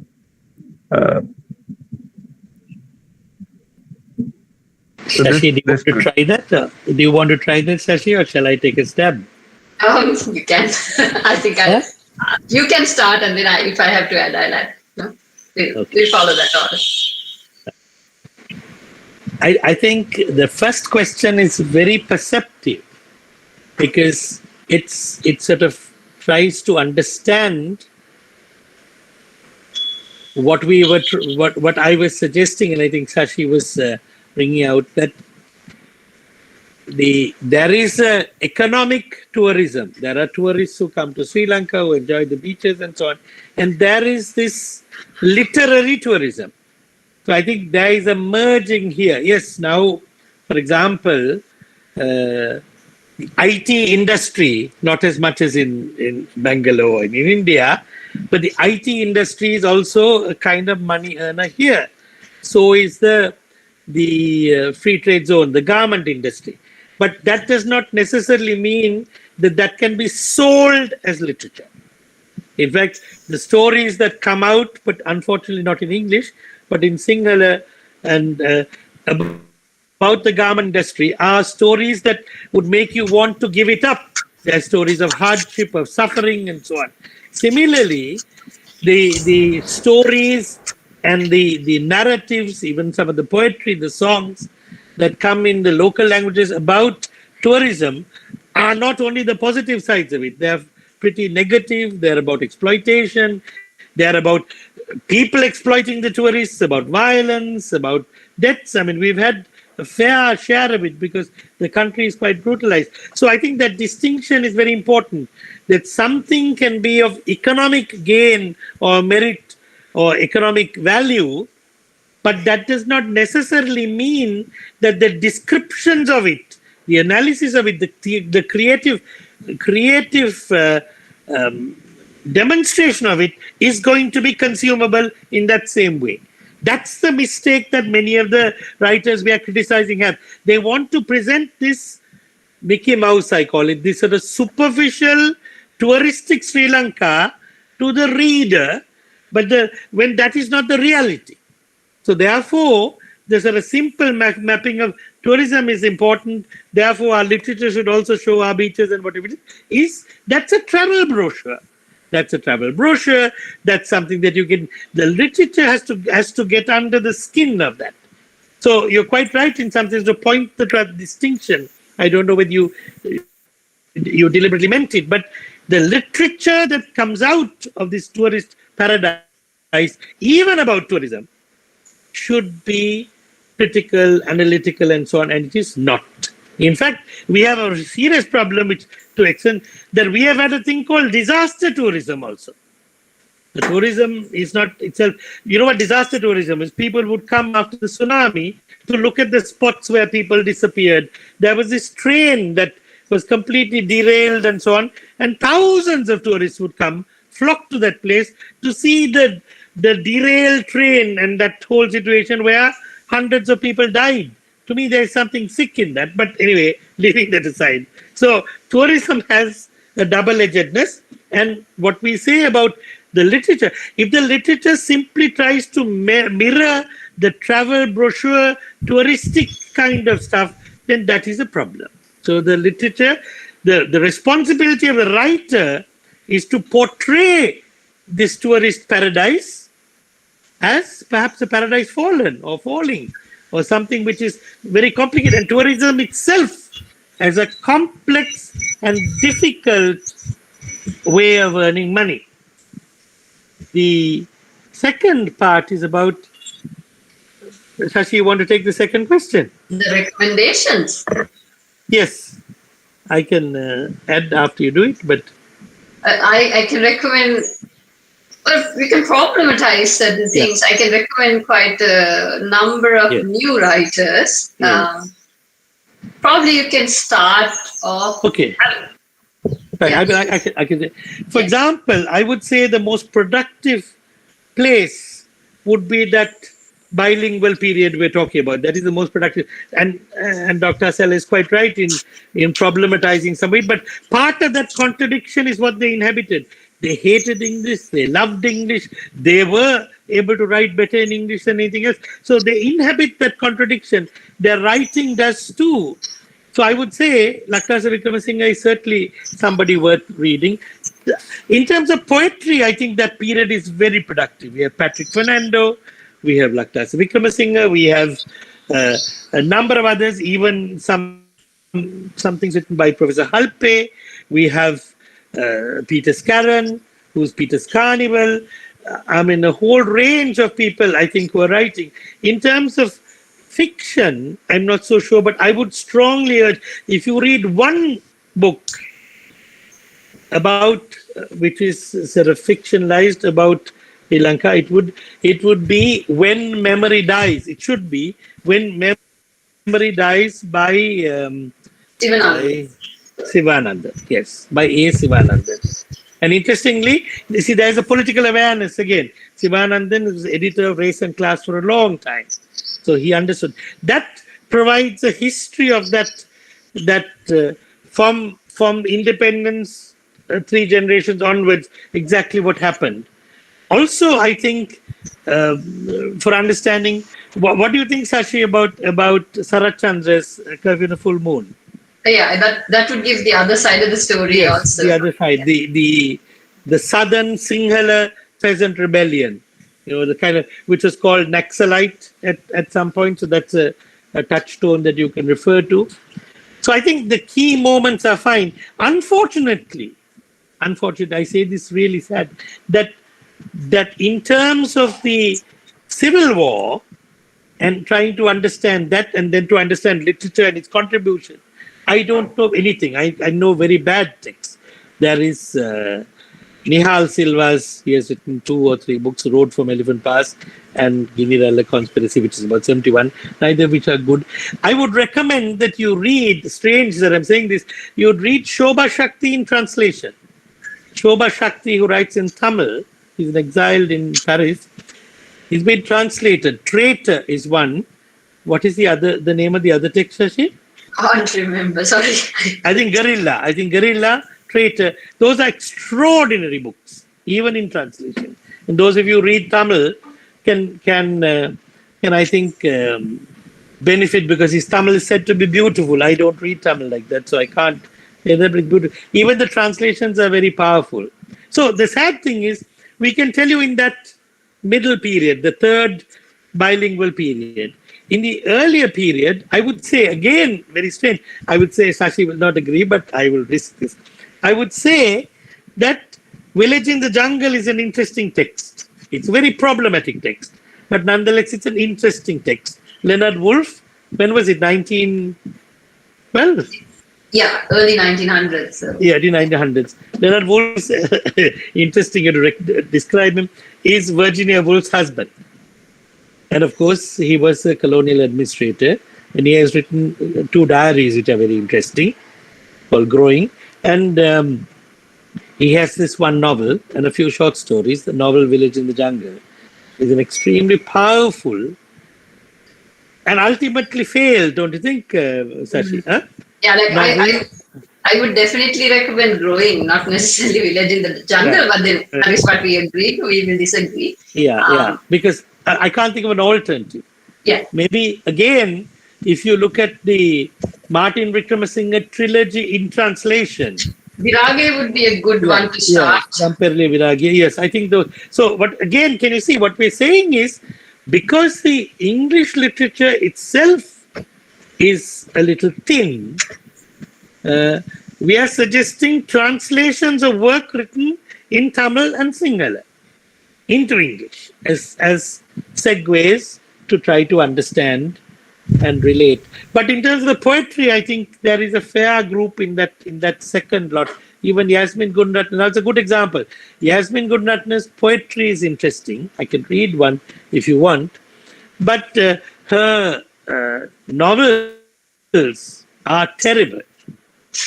Reggie Siriwardene's poetry is superb. His drama is sad.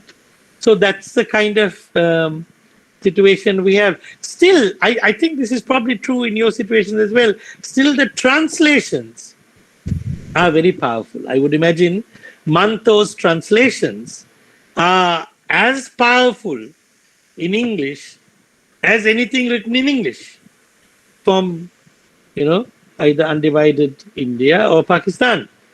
So I think, and that tells us an important thing about that bilinguality, about that rootedness, about that sense of relevance, about earning the right. But in order to support the claim, to make this a little interesting, if I may, I can read you something from Anukat Prakasam after we finish the question and answer session. Is that an okay response to the first 2 questions? The people who asked the questions, please.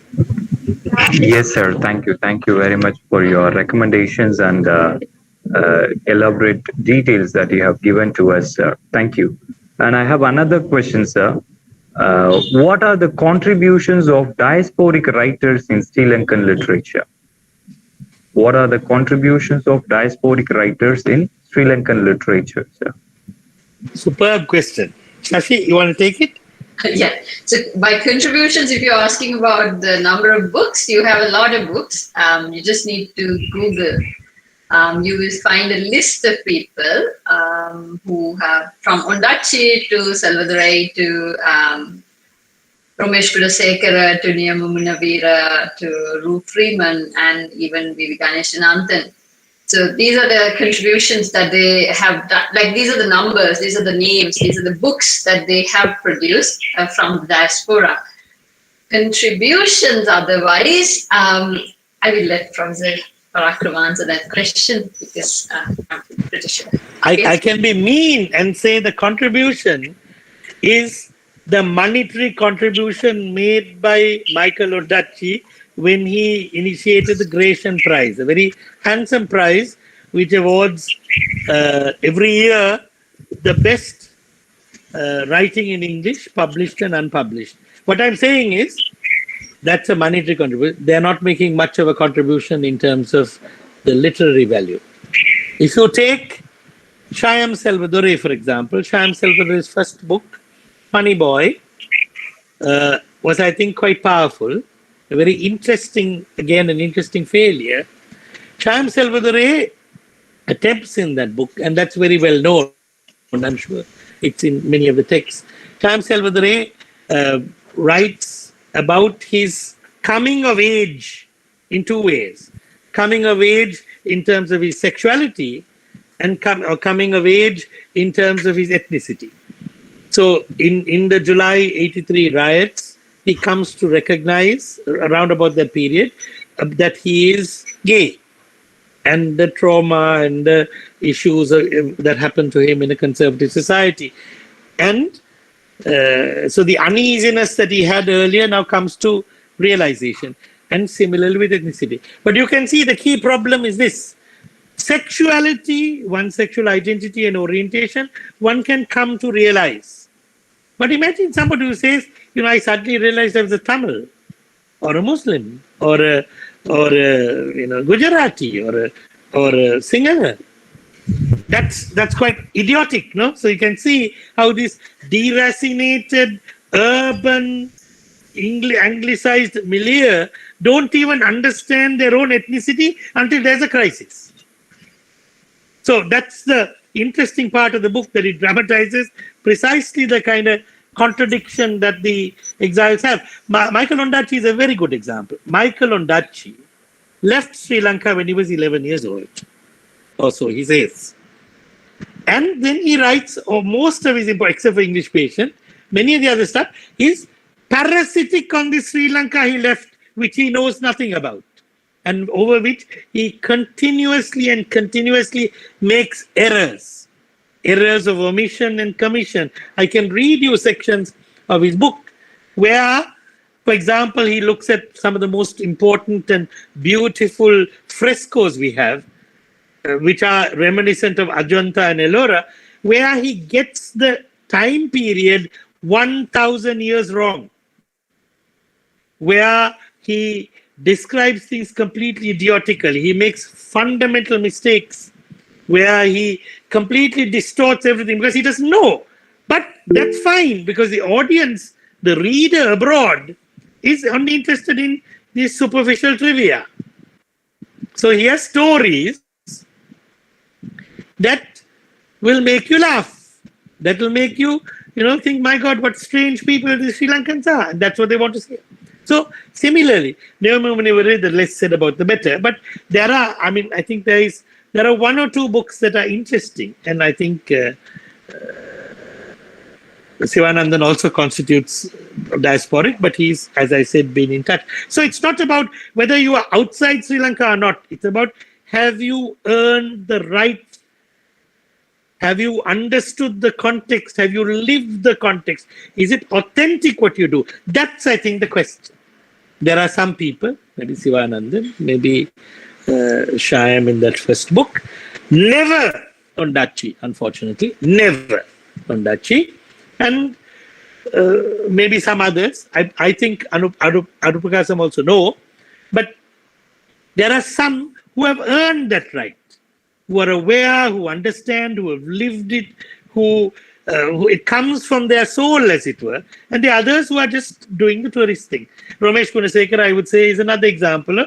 Left very, very early, hasn't a clue. In fact, I think it's Germaine Greer who said, it's fortunate that Ramesh Gunasekara wrote a cookbook as a novel, because cookbooks sell much better than novels. Very true. So that's the answer, that, the diasporic stuff, I think we should change that category. I'm sure that will work for your context as well. It's not whether you're writing from inside or outside the country, but are you writing about what you know, what you've experienced, what is in your soul and in your blood, as opposed to not. You can be in the country or outside the country and have earned the right to do it. Was that be fair, Sashi, or too hard? A bit too harsh, but then we leave it at that because I think that is where the problematization should start. Yes, thank you, sir and ma'am, for the explanation. It was a really meaningful one, ma'am. And I have another question. What are the research areas in Sri Lankan literature that needs to be explored more? Well, I would say Sri Lankan literature in itself is a vast area that can be explored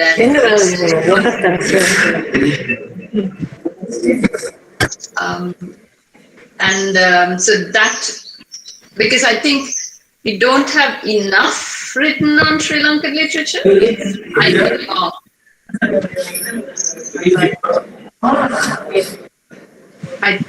I would say that. So research areas are what you want to research on also, I suppose.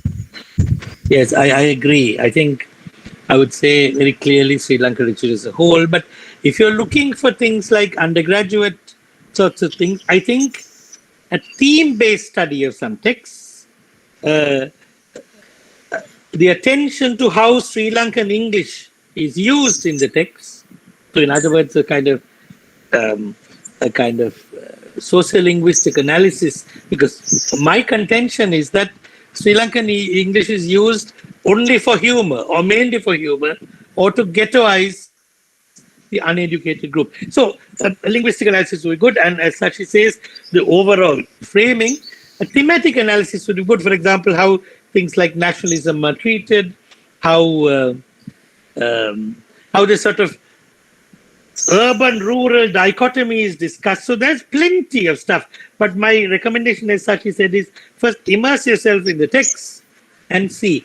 Also, I think, Shashi, I may be wrong, but even studies of individual writers have not had much play. No, I think... Yeah, they haven't. Yeah, I think there are some writers who would merit study. I think Jean Arasanayagam has written poetry and fiction. She's been studied from a feminist point of view, I think. But there's a cultural hybridity, that is an interesting area. I still think that Gireya, Punyakanti Vijayanayaka has written some interesting work. And that, have you seen anything, a sort of author-based study of Punyakanti? Has there been anything? I know of one undergraduate study other than that I haven't seen it. Right, yeah.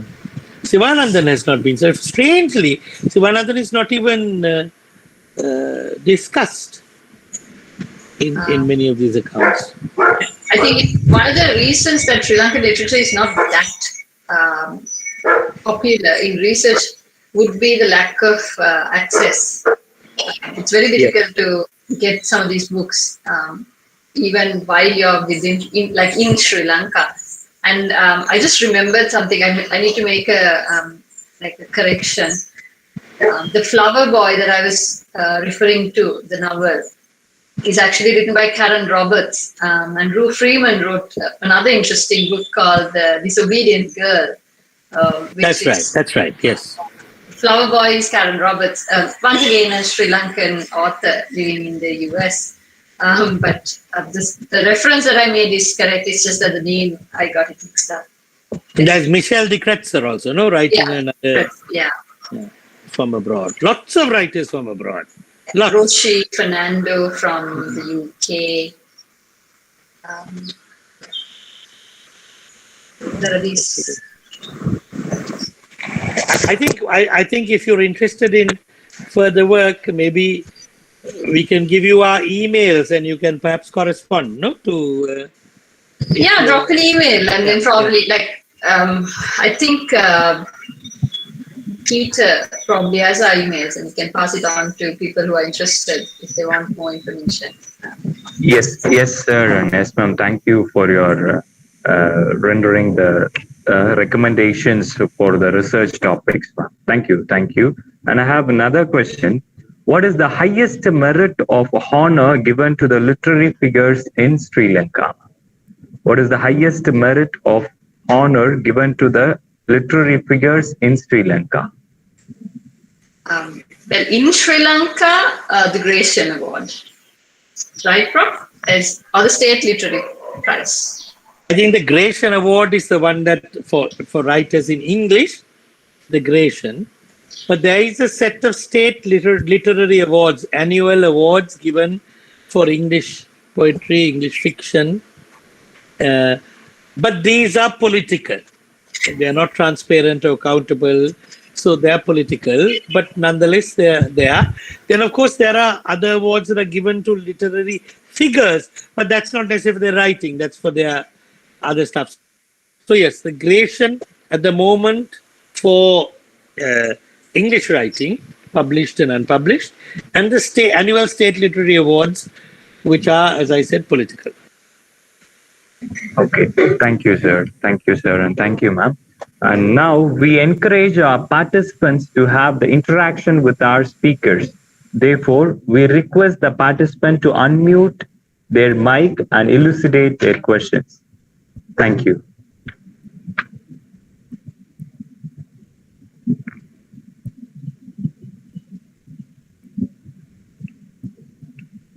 The participants, if you have any queries or questions to be posed to the resource persons, you kindly unmute your mic and you can pose.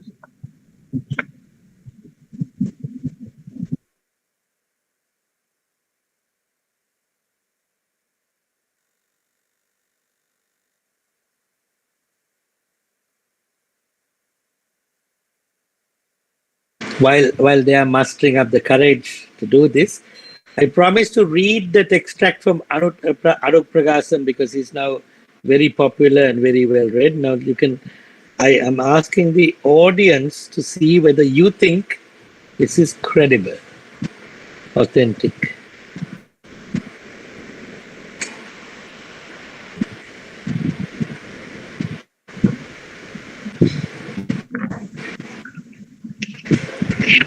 So thank you very much, sir and ma'am, for your giving us the answers to the questions what posed by the candidates and those were in the YouTube and the Google Meet chats. Thank you, sirs. And I profusely thank all the participants for their active participation. Once again, I thank our resource persons, Professor Arjuna Parakrama and Dr. Shashikala Azila, for joining us in spite of the volatile political situation. Thank you, sir and ma'am. Now, I hand over the session to Ms. L. Thirunurai, Assistant Professor of English, who will take you through the next session. Over to you, ma'am. Thank you. Thank you. Thank you very much for having us today. Thanks. Yes, thank you very much, and we hope you have an excellent rest of the conference. Thank you. Goodbye. Thank you, sir. Thank you. Thank you so much for your valuable time, and thank you so much, ma'am, for your valuable time and spending to us and enlightening us in the Sri Lankan literature. Thank you. Thank you once again, sir and ma'am.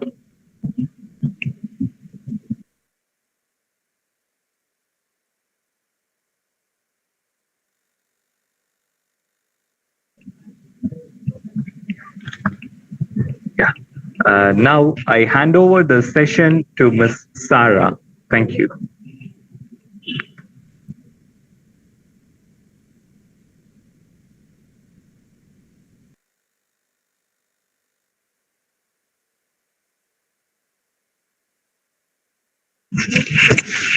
Dear participants, you are requested to fill the attendance and feedback through Google form. The link will be valid only for 15 minutes. Kindly fill it and please do not get disconnected. The next session will resume immediately. Thank you.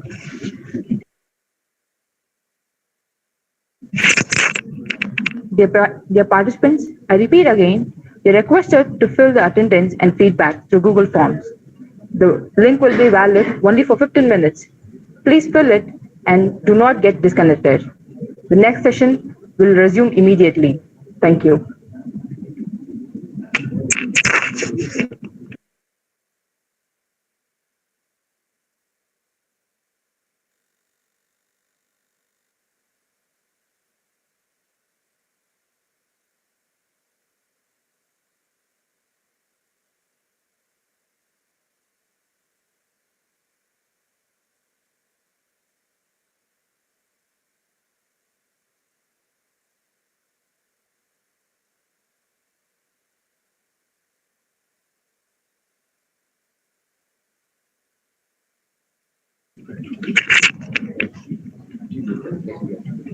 The next session will begin at 11:15. So please don't get disconnected. I repeat again, the next session will begin at 11:15. So please don't get disconnected.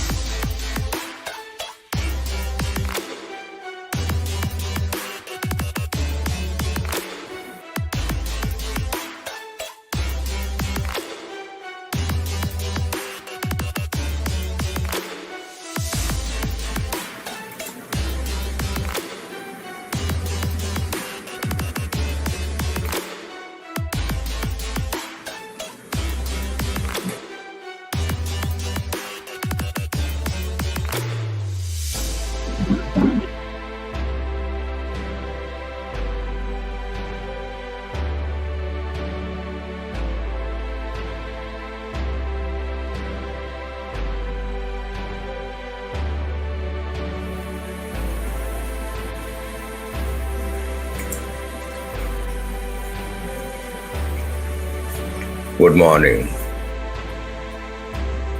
Hello. Good morning, sir. Am I audible clearly? You're audible, sir. Okay. Is the volume my microphone volume? Is my microphone volume okay? Yes, sir, your volume is okay, sir. Okay.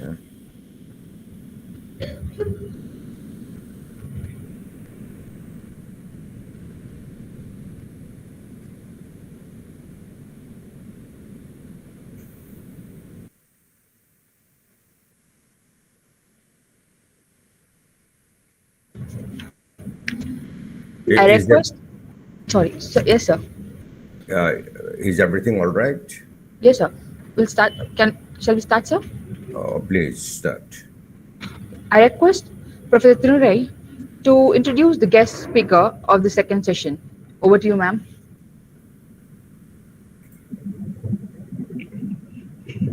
Good morning, everyone. This is Professor Thirurai. I'm happy to welcome you all to this international web conference on English language, English literature from our frontier nations. Today, we are delighted by the presence of our honorable and learned speaker, Dr. Manir Usman, Professor, Department of English at Jahangirnagar University, Bangladesh.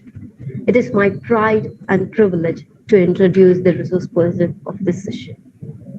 Sir is currently working as professor in the Department of English at Jahangirnagar University, Bangladesh. He is also an IELTS speaking examiner, IDP, Bangladesh, and TESOL International Association member. Sir has completed his MA in English language and PhD in applied linguistics and ELT from the University of Dhaka. Sir has completed his e-teacher methodology for TESOL at the University of Maryland, BC, and e-teacher assessment at the University of Oregon, and e-teacher educational technology at Iowa State University. And he has also attended PDW workshop, Iowa State University, USA. He has more than 27 years of teaching and research experience and more than 100 publications, including research papers, translation, book reviews, and more than 18 books of his credits. He has his core interests includes TESOL methodology, curriculum design, materials development, assessment and testing, educational technology, and L2 teacher education. Sir, we are very much happy and proud to have you here with us, and thank you for honoring us with your presence, sir. Thank you, ma'am. Thank you very much indeed. We welcome you, sir. Please go on. Before handing over the session to Professor, I have few instructions to the participants. Please. Participants, we are asked to mute your mic and turn off your camera. The last 15 minutes of this session is meant for discussion. Participants can post your question in the official WhatsApp group, YouTube, and Google Meet chat box. Kindly avoid discussions during the session. Feedback link will be posted at the end of each session. 15 minutes time will be given to post your feedback. First 80 participants could be accommodated in Gmeet. Others can attend through YouTube link. Kindly avoid questions related to politics and other controversial issues, considering the ethnic and political scenario. Professor, now the session is yours. Thank you very much indeed. Thank you, sir. Honorable Chief Patron, Reverend Dr. John Alexander, Honorable Patron, Reverend Dr. D. Maria Antoni, Honorable Conference Chair, Reverend Dr. K.A. Maria Arokiaraj, Honorable Conference Co-Chair, Professor Ms. J. Mary Jennifer, Honorable Organizing Secretary, Professor Peter Kaneshas Prabhu, honorable members of the organizing committee, learned colleagues. Excuse me, sir. Sir, are you presenting any PPT, sir? Yeah, I'm going to that. Okay, sir. Learned colleagues, dear students, ladies and gentlemen, Assalamu alaikum, namaskar, and good morning.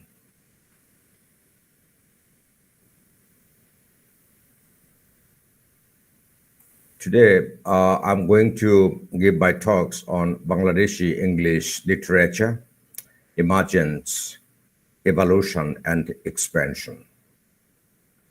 Let me share slides with you and then give my talks.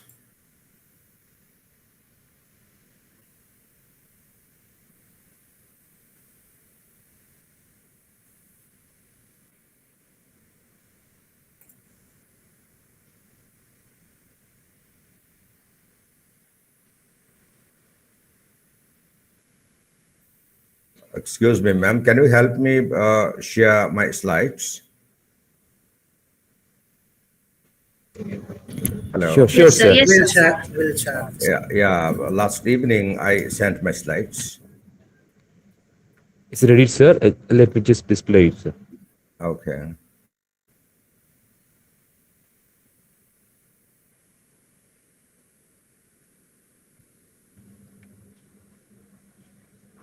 Sir, it's presented, sir. It is ready, sir. It's visible. Is it visible to audience? Yes, sir. It's visible, sir. Okay. Can I scroll down or up? No. Can I? Sir, we'll be playing from our part, sir. Okay. No problem. So sometimes I have to have talks with you for scrolling down, all right? So let me start my talks. First of all, I'm very much grateful to the organizing committee, to the college for inviting me. I really feel honored to be here, to be connected here online. As I've already told you, my today's presentation topic is Bangladeshi English literature, emergence, evolution, and expansion. Let's go to the next slide. The goal of this presentation is planned to familiarize you with Bangladeshi English literature, especially its emergence, evolution, and expansion. Next, please. Let's share some introductory ideas related to Bangladeshi English literature. Bangladeshi English literature, or Bangladeshi writing in English, different people call it in different ways. Some people say Bangladeshi English literature. Some other people call it Bangladeshi writing in English. It encompasses the whole collection, a corpus of creative literary works, including poetry, plays, novels, stories, essays, and so forth of the Bengali-speaking writers in Bangladesh, as well as Bangladeshi diaspora having Bengali or some other indigenous language as their mother tongue. The literary works are English in form or appearance, and Bangladeshi in content, information, tastes, and feelings. Here, I prefer Bangladeshi English literature, BEL, B-E-L, to Bangladeshi writing in English because The focal point should be literature, being more specific and conspicuous than writing. This presentation addresses three major points related to BEL, Bangladeshi English Literature. Number one, how Bangladeshi English literature originated, how Bangladeshi English literature developed, and how Bangladeshi English literature is growing or increasing. Next.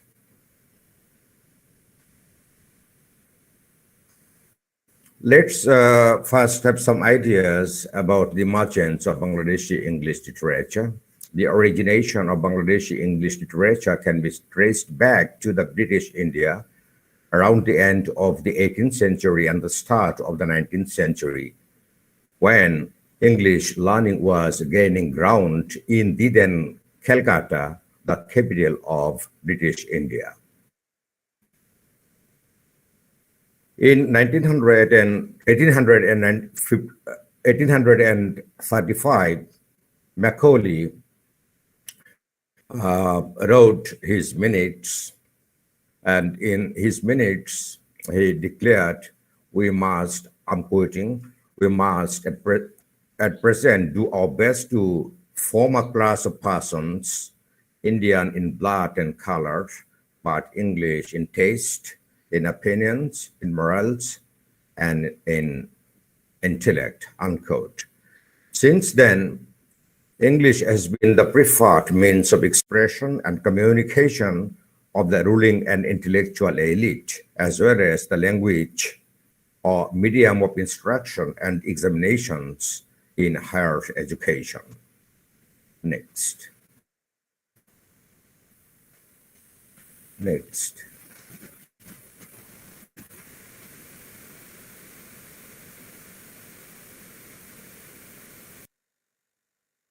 Please scroll down. Hello? Sir, we are trying, sir. Please scroll down. Next slide. Okay, sir.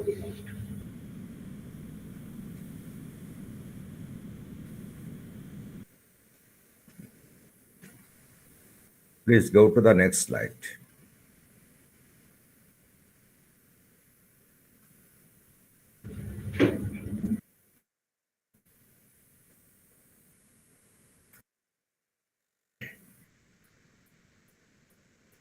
So is there any problem with sharing slides?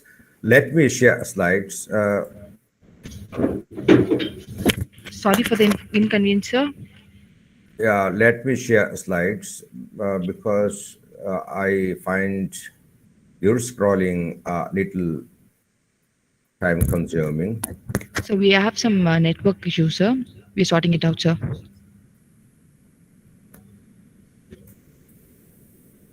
Okay, can you give me some ideas of how to share slides from my desktop? So it's been shared, sir. Pardon me?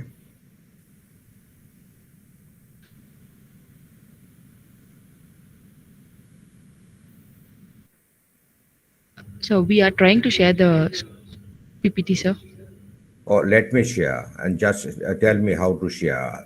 I'm trying here. First, I'm going to present. So can you see the PPT, sir? Yeah, I see. But if you scroll down or up, I find it disturbing for me. So let me share. Okay? Okay, sir. Okay. You just stop sharing.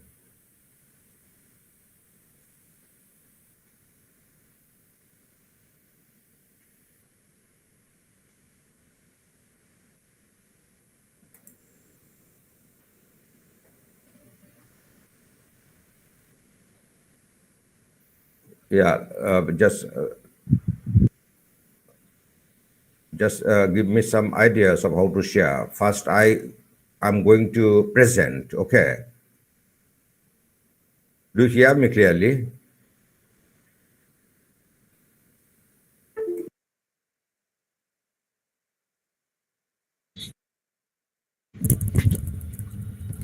Yes, sir, we can hear you, sir.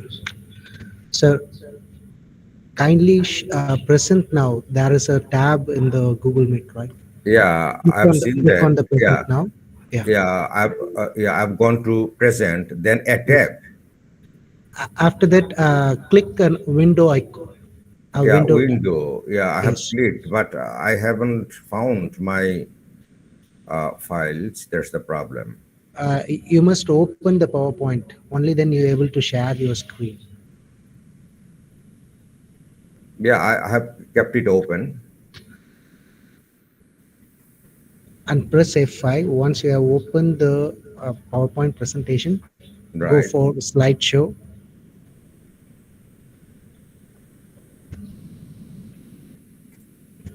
Then Okay, just press Windows plus Tab to switch over the application. Yeah, I've got it. I've got it. I've got it.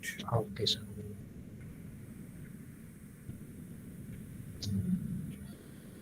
Yes, sir. You are presenting. Okay. Thank you, sir. Is it clearly visible? Very much, sir. Yes, sir. Okay. Yes.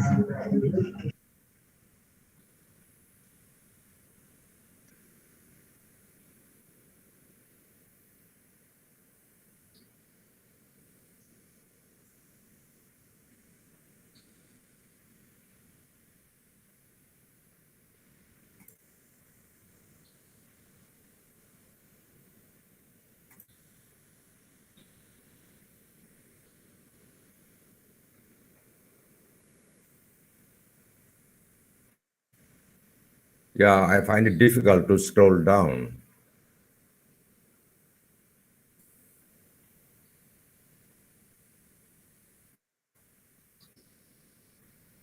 Please don't mind my taking some time because I'm facing some technical difficulties.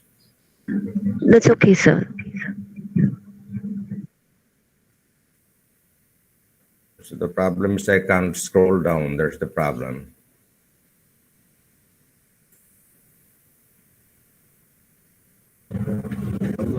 So you need to go to the presentation mode, sir. We have three icons in the down.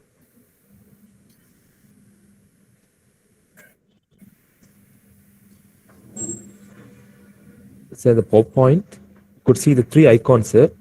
Yeah, I You can't could go to the first one, sir. Yeah, I can't go to the presentation mode. There's the problem.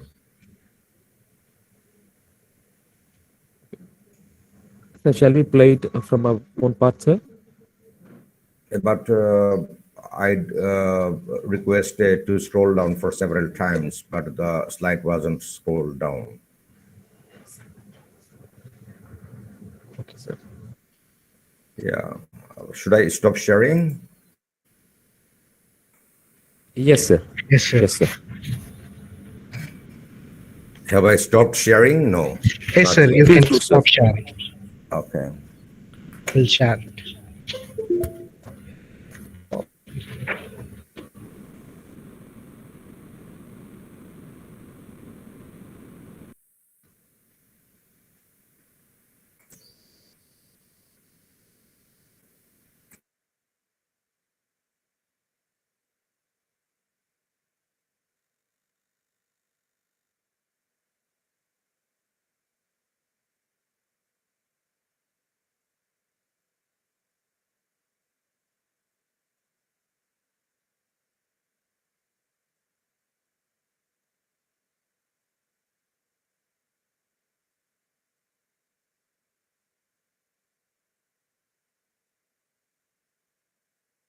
Hello, is it all right?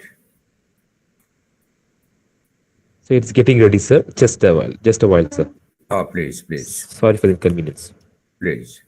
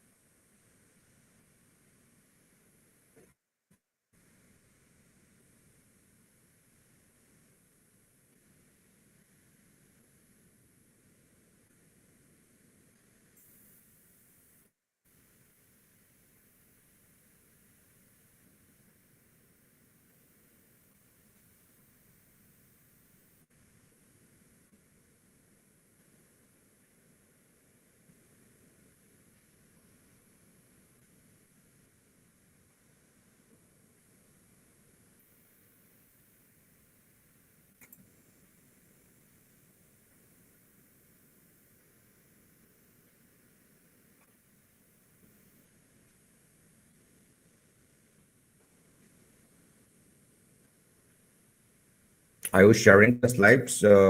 I should share. Sir, we'll be doing, sir. Okay. Get it ready, sir. Just a minute. Okay, please.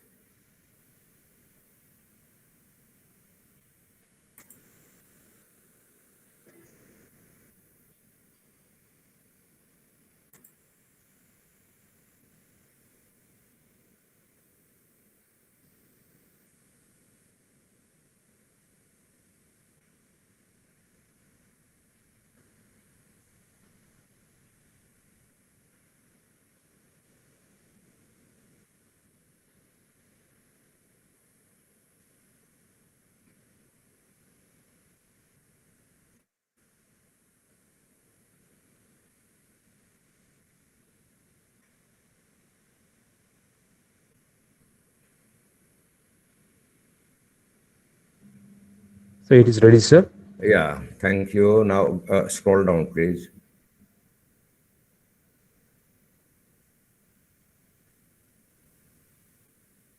Yeah, go down.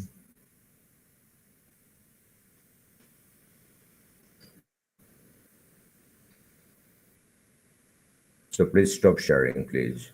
Please stop sharing.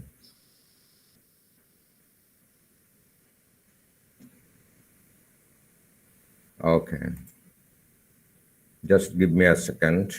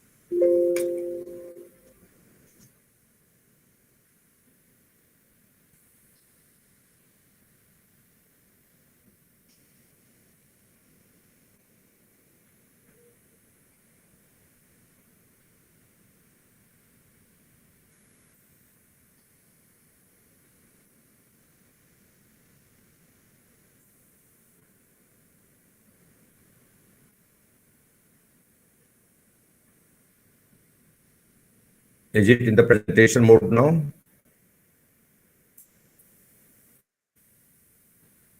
No. Sir, we can see the PowerPoint presentation, Yeah. but it is not in a slideshow mode. Yeah, but I can't go to that mode. How can I go there? Press F5, sir. Pardon me? F5. F5. Yes. F5.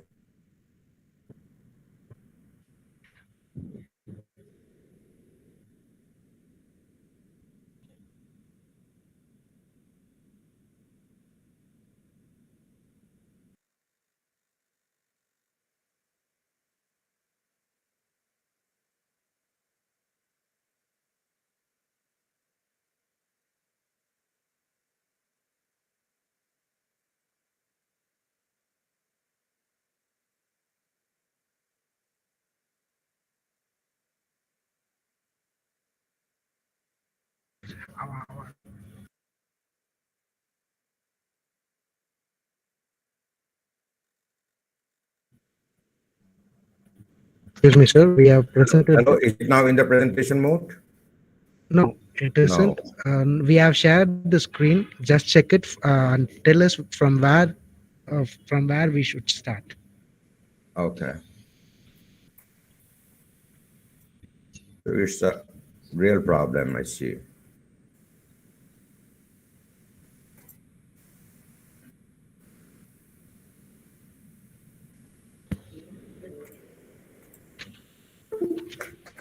Again is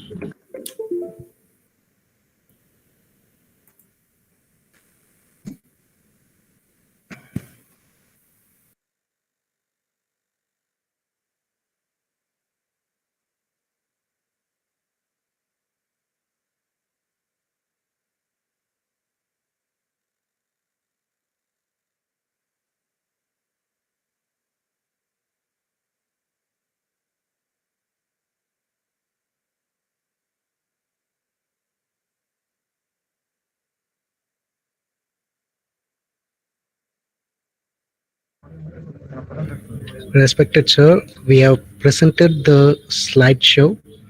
Kindly let us know from where to begin. You can present it. We already shared the slides.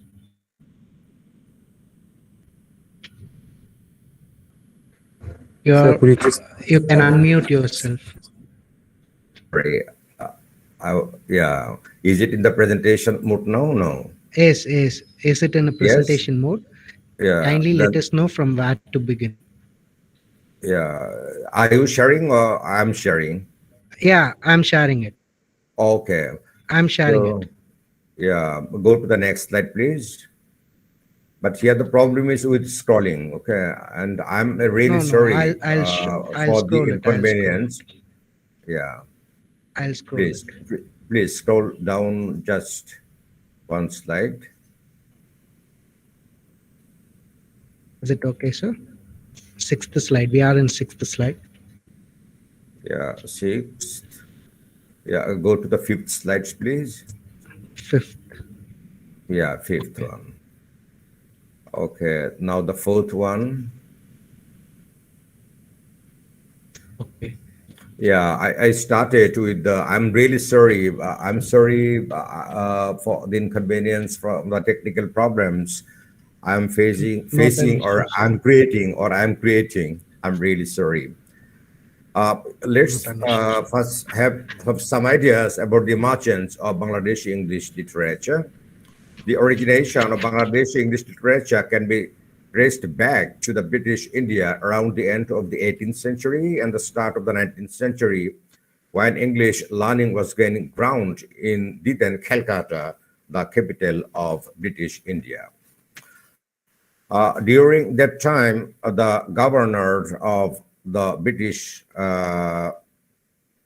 Empire, of the British government in India, Macaulay, in 1835, Macaulay wrote his minutes, and in his minutes he declared, I'm quoting, "We must at present do our best to form a class of persons, Indian in blood and color, but English in taste, in opinions, in morals, and in intellect."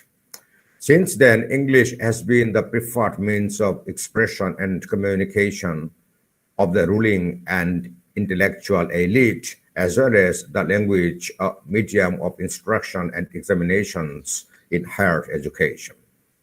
Next slide. Please go to the next slide. Thank you. Hence emerged a special kind of literature called Indo-Anglian literature, also known as Indian English literature or Indian literature in English, in which Indian culture, life, thoughts, feelings, and so on were manifested through English language. The literary heritage of Bangladeshi English literature can follow its roots back to the same source. Raja Ram Mohan Roy, the father of the Bengali Renaissance, was also the father of Indian literature in English. He was the pioneer of a literary trend that has extended over a vast area of the subcontinent, including Bangladesh, Pakistan, and other regions. Please, the next slide.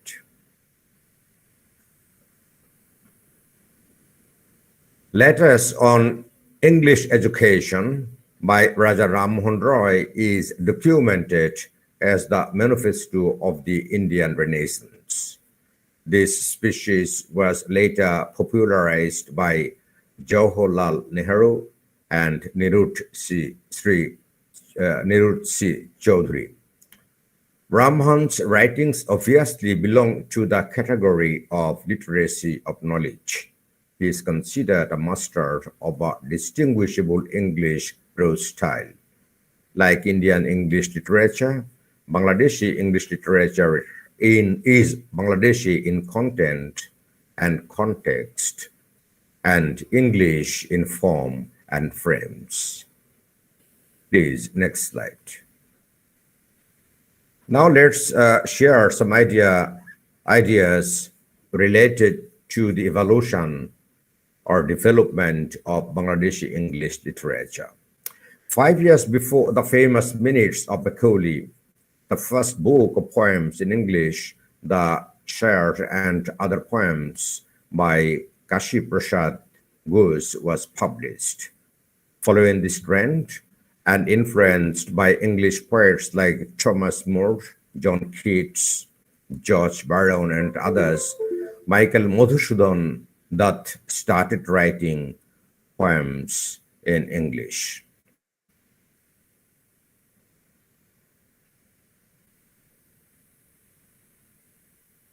Please just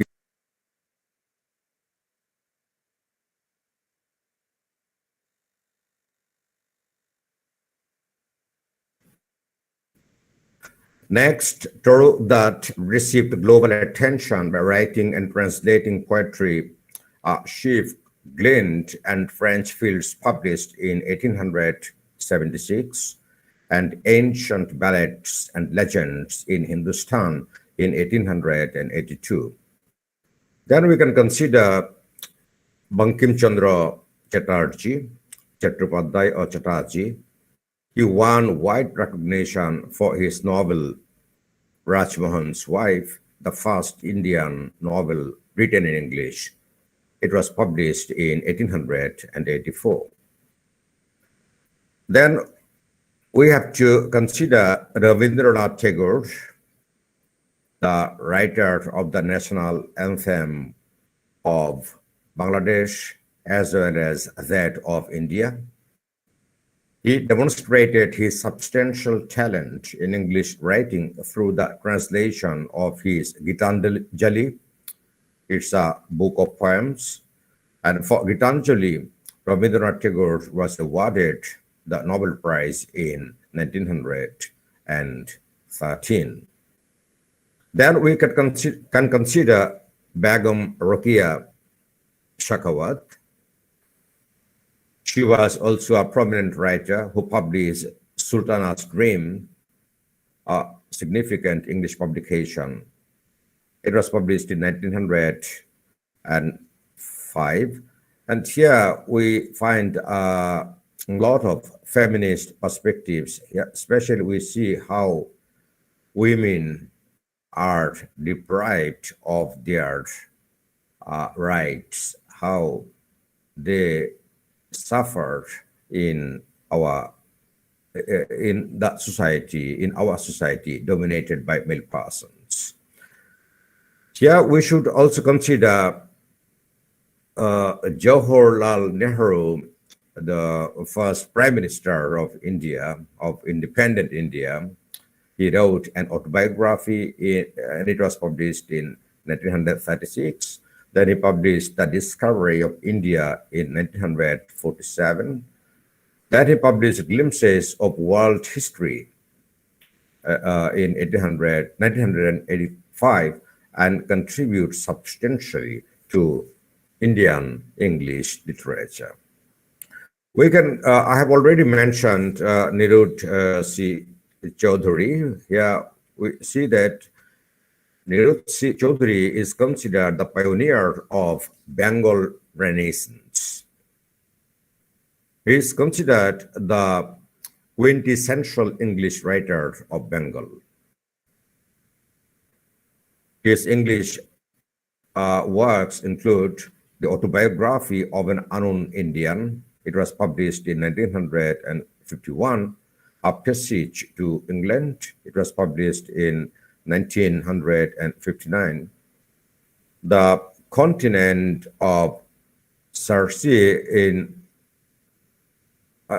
was published in 1965. The Intellectual in India, it was published in 1967.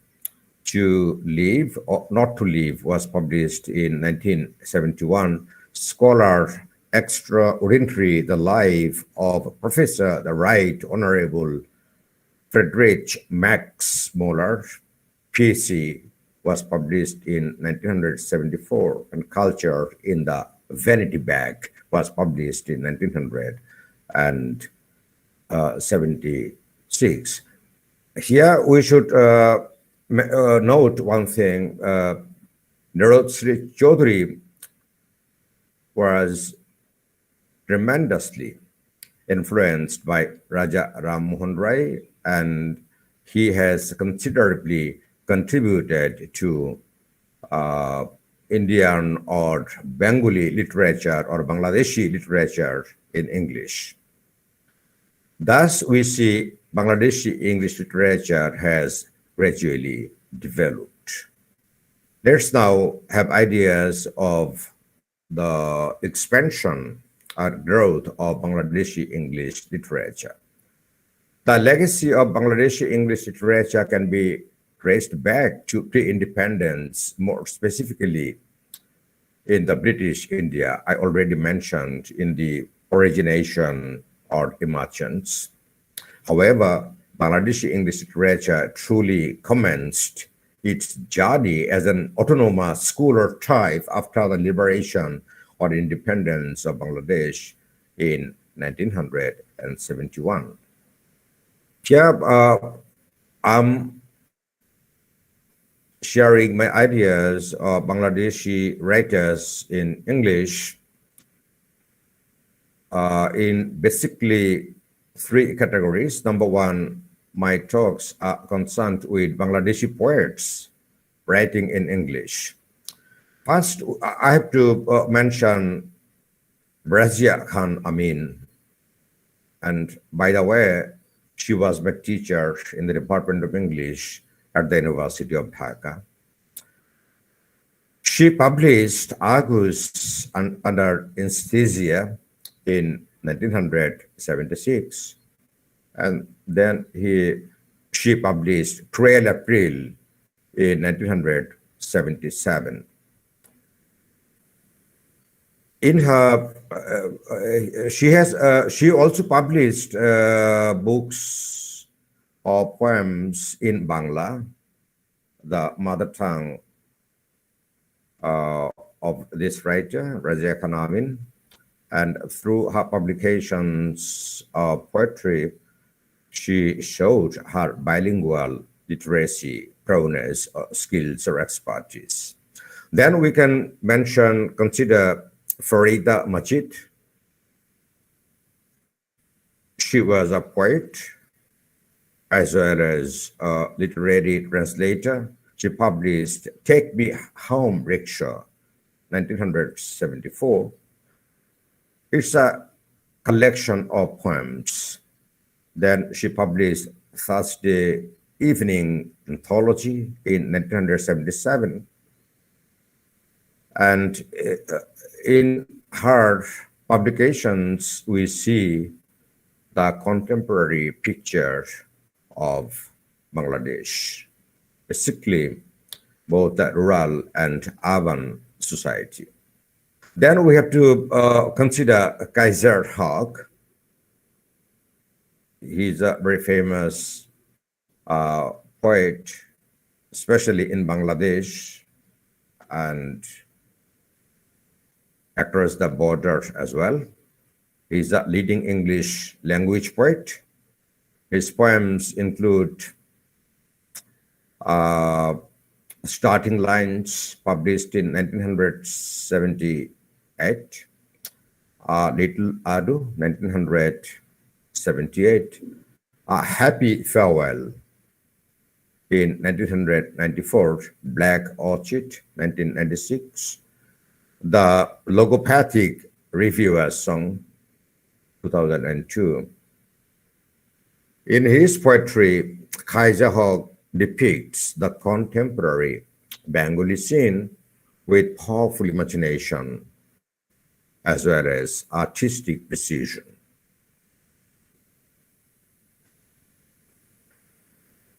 Then we can consider Feroz Ahmed Uddin, a poet. He published a book of poems, Handful of Dust, in 1975. In his poetry, he portrayed the loss of vision in contemporary life. Now we can consider Syed Najmuddin Hashim.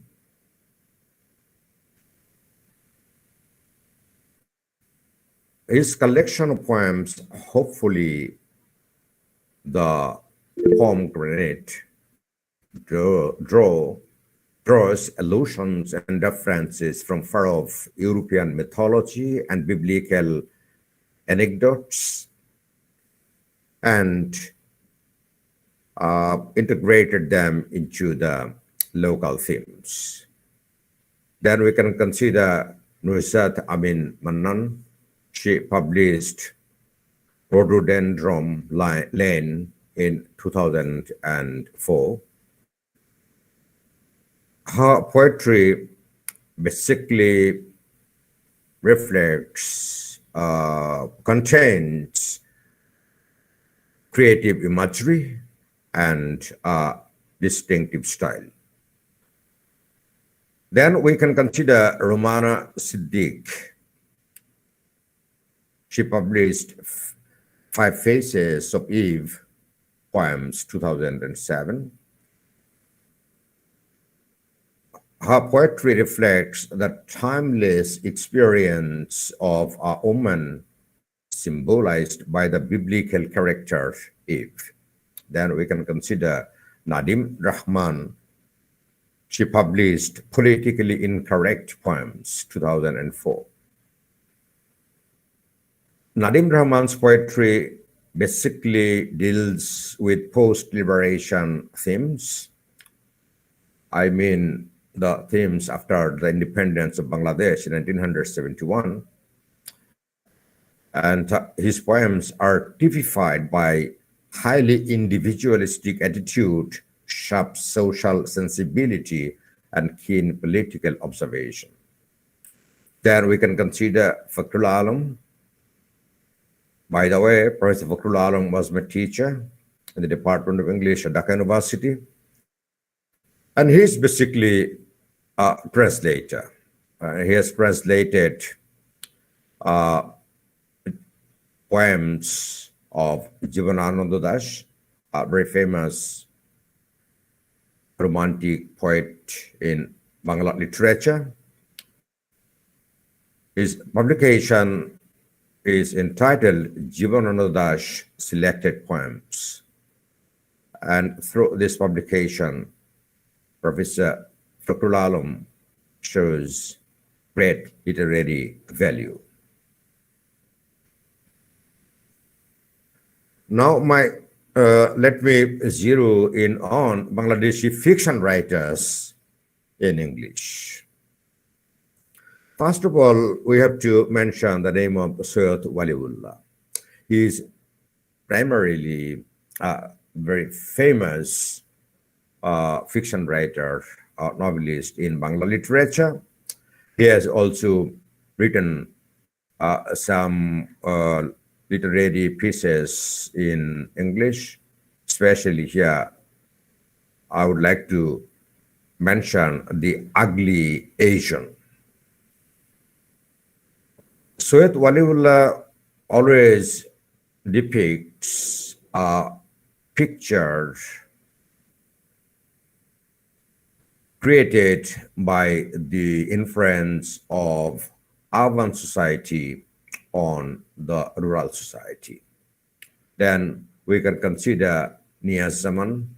By the way, she was my teacher, Professor Dr. Niyaz Zaman, in the Department of English at Dhaka University. And Professor Niyaz Zaman published a collection of stories entitled The Dance and Other Stories. It was published in 1996. And if we go through the stories in Niyaz Zaman's book, we see a very clear picture of contemporary Bangladesh. Then we can consider Khadimul Islam. He published an Aili story. It's a short story depicting contemporary Bangladeshi society. Then we can consider Tahmina Anam. She has several publications. Number one, Golden Age, published in 2007. And this novel is set in Wat Town, Bangladesh. Then she published The Good Muslim in 2011. And in 2016, she published Bones of Grace. And Tahmina Anam is especially known as a fiction writer, considering the Bangladesh after created through liberation war in 1971. Then we can consider Mahmud Rahman. He published Killing the Water in 2010.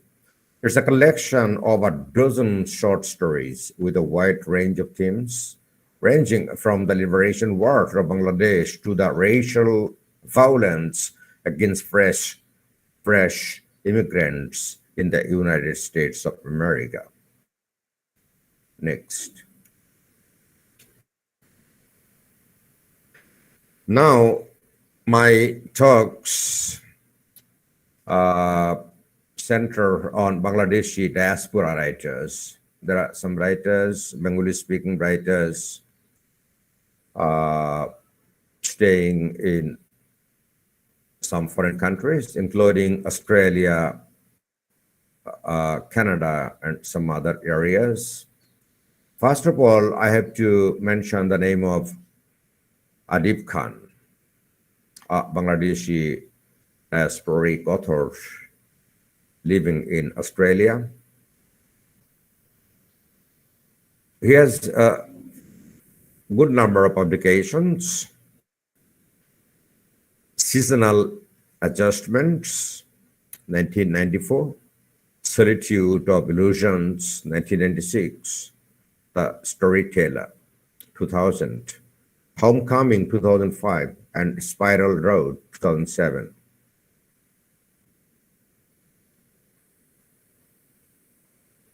Adib Khan's works are mostly concerned with themes of self-identity, sense of belonging, migration, and social dislocation or displacement. Then we can consider Rekha Wahid. She published the A to Zero Guide to Arranged Marriage in 2005 and Saris and the City, 2005. She explores the dilemma faced by modern Asian women in Britain in her fiction. Next. Then we can mention Kia Abdullah. She published Love, Life, and Assimilation in 2006.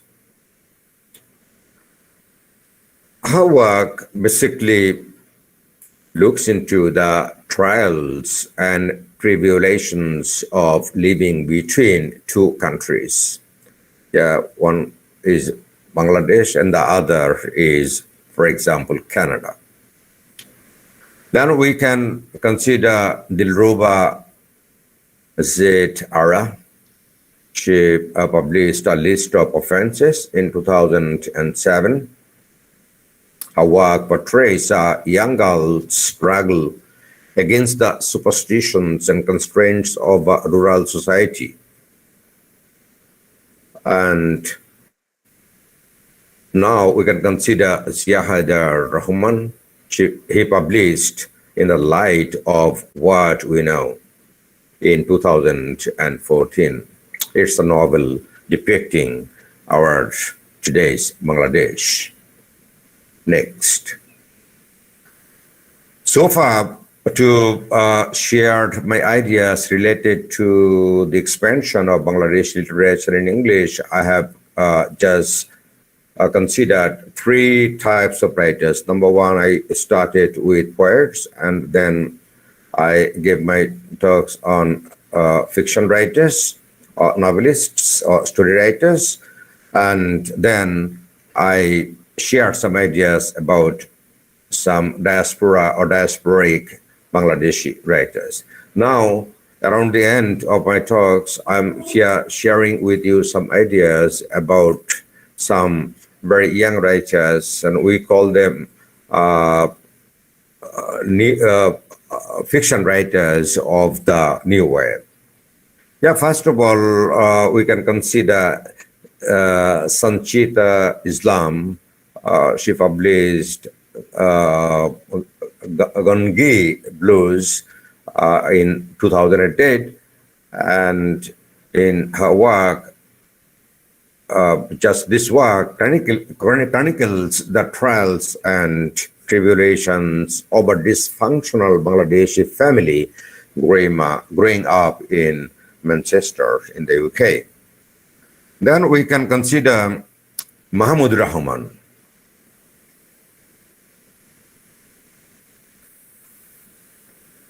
Okay. Oh my goodness. Just give me a second.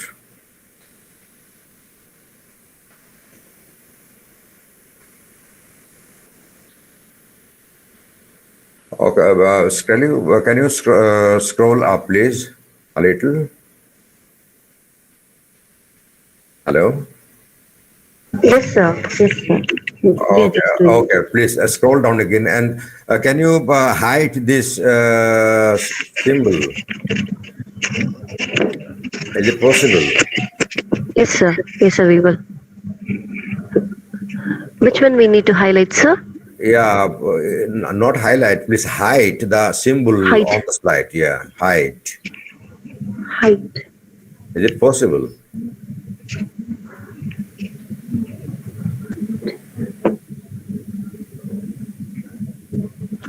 Or I can't read out the name of the publication of Mahmoud Rahman. Okay, yeah, killing something I can't see. Okay, Killing the Water.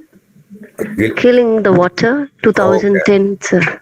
Yeah, Killing the Water. Yeah, Mahmoud Rahman published Killing the Water in 2010. Yes, 2010, sir. Yeah, it's a collection of stories, and yeah, now it's hidden. It's hidden. Okay, it's again visible. No problem. Mahmoud Rahman, in his stories, Mahmoud Rahman basically reveals the effects of war, migration, and what's that? Displacement. Now we can consider Manju Islam.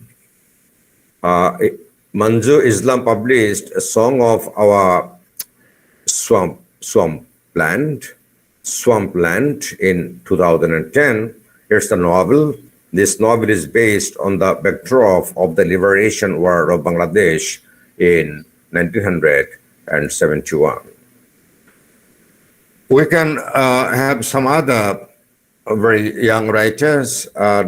Tanwi Nandini Islam, she published Bright Lines in 2015, and it said this novel is set in Brooklyn and Bangladesh. This novel follows 3 young women and one family struggling to make peace with secrets and the past. Then we can consider Shazia Omar. She published Dark Diamond in 2016. The story of this fiction is concerned with Lord Shasta Khan, and Shasta Khan was once the viceroy of Bengal, Mughal viceroy of Bengal, who was very powerful. He was a very powerful person in the world in 1985, and here I should mention that during the time of Shasta Khan, Rice was very cheap in Bangladesh, very cheap, almost priceless. Then we can consider Arif Anwar. He published The Storm in 2018. It's a historical novel seamlessly interweaved 5 love stories spanning 60 years of Bangladeshi history. And then we can consider Nadim Zaman. He published In the Time of the Others in 2018. In his work, he meticulously crafted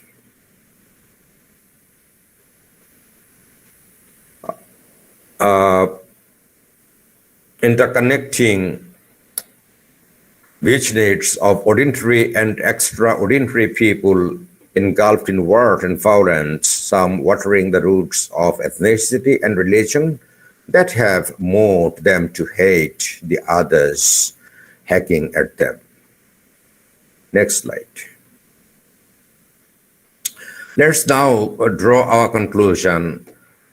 Just here, I'm just restating what, and summarizing and restating what I've already shared with you.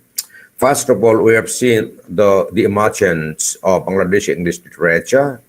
The origination and emergence of Bangladeshi English literature can be traced back to the British India because before 1947, Bangladesh was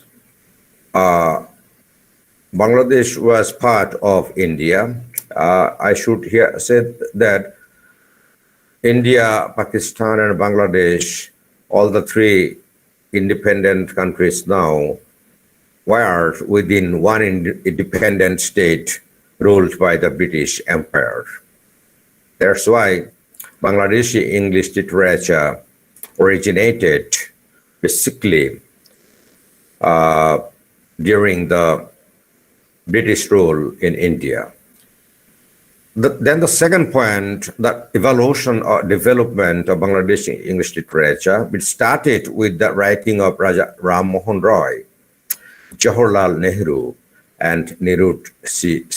Chaudhary, I already shared with you. Then if we think of the expansion, increase the growth of Bangladeshi literature in English, we have to see that Bangladeshi literature in English is growing with poets, novelists, and diaspora or diasporic writers. Therefore, the soaring success of Bangladeshi English literature in the global literary arena has brought a new tide of creativity amongst the Bangladeshi writers writing in English. That's all about my presentation. Thank you, audience. I'm really sorry for the inconvenience caused by the technical issues. Yes, sir. Actually, I'm used to using Zoom. All right. I occasionally use Google Meet. That's why I faced some problems with sharing slides. Please pardon me. I apologize to you all. Thank you. Yes, sir. It was great listening to you, sir. Dear participants, you can post your questions in the chat box. Your questions will be answered one by one. Can you please stop sharing? Okay, that's fine. Sir, we really had a great insight of Bangladeshi literature from its origin, development. Thank you, I'm inspired. Development and expansion. And we also learned so much about the poets, the fiction writers, the Bangladeshi diaspora, and the current new wave of fiction writers currently who are in the field. So it is great listening to you, sir. And we have few questions. Sir, is it okay to have a live chat session? No problem. Okay, sir. Okay, sir. Right now we have few questions. Can I read it out to you, sir, one by one? Please. Yes, sir. You said Bangladeshi literature truly started its journey as an autonomous school of Bangladesh in 1971. Earlier, how was it? This is the question, sir. Okay. But before the independence or liberation of Bangladesh, Bangladesh was, before 1947, Bangladesh was part of India. All right. Then this subcontinent, I mean the Indian subcontinent, gained its independence in 1947 or 8. Can you help me with information? Yes, sir. Yeah. When did India gain independence? 1947. 1947, sir. 47. All right. Yeah. In 1947, India gained independence, and it was divided into two countries, India and Pakistan. Yes, sir. Yes, sir. Yeah. Then we became the part of Pakistan, and we were with Pakistan till 1971. All right? Yes, sir. Yeah. Then in 1971, we gained our independence through our liberation war. And after gaining our independence, as I have already shared with you, Bangladeshi English literature started originating during the British Empire before 1947. Then it was gradually evolving, and I have shared all the points, all the major points with you. And when we gained independence in 1971, we became an independent country. And yeah, as I have already shared with you, just give me a second. Sure, sir. Sure, sir. Yeah. Just if you remember, I told you the legacy of Bangladeshi English literature can be traced back to pre-independence, more especially in the British India, all right? But after gaining independence in 1971, the fiction writers, poets, novelists, story writers, I mean, the creative writers started thinking in a very different way. Because with the liberation of our country, we found our thoughts liberated, our feelings liberated, our tastes liberated, our ideas liberated. So after independence, the creative writers started writing, and their works basically contain the scene and scenario of independent Bangladesh. And I already shared with you, first I mentioned the name of Razia Khan Amin. She was a poet as well as my teacher at the Department of English at Dhaka University. So yes, after gaining independence in 1971, the writers started creating their works containing the scene and scenario of independent Bangladesh. We can claim that with the independence, Bangladeshi writers in English started writing autonomously without the influence of others, without depicting others, just including what Bangladesh possesses. I hope I have I'll satisfy. Yes, sir. Yes, sir. Okay. So we have few more questions, sir. Please. So can you recommend any of the notable writers that could be added in the syllabus of our university? Okay. here we will just I should mention Kaiser Hawk. Right. He is a poet. He is a leading poet in Bangladeshi English literature, and he is studied almost at almost all the state and private universities in Bangladesh. Okay, and he is also studied in some overseas universities. So first of all, I should recommend Kaiser Hawk, a poet. All right. Okay, sir. Okay, And sir. secondly, I should recommend Razia Kanamin. She is considered the most influential poet of the first generation of Bangladeshi English literature, Razia Kanamin. And I should also recommend a fictionist, basically, Niyaz Zaman. And by the way, all of them were my teachers in the Department of English at Dhaka University. Okay, sir. Okay, sir. Okay, Right. sir. So the next question is, what are the contemporary themes that are dealt by the writers now in the Bangladeshi literature? Yeah, here basically, Bangladeshi writers are concerned with several major things. Number one, our liberation war. It's very important. It's a very important source of inspiration as well as information. It's number one. And number two, the clash between city life and village life.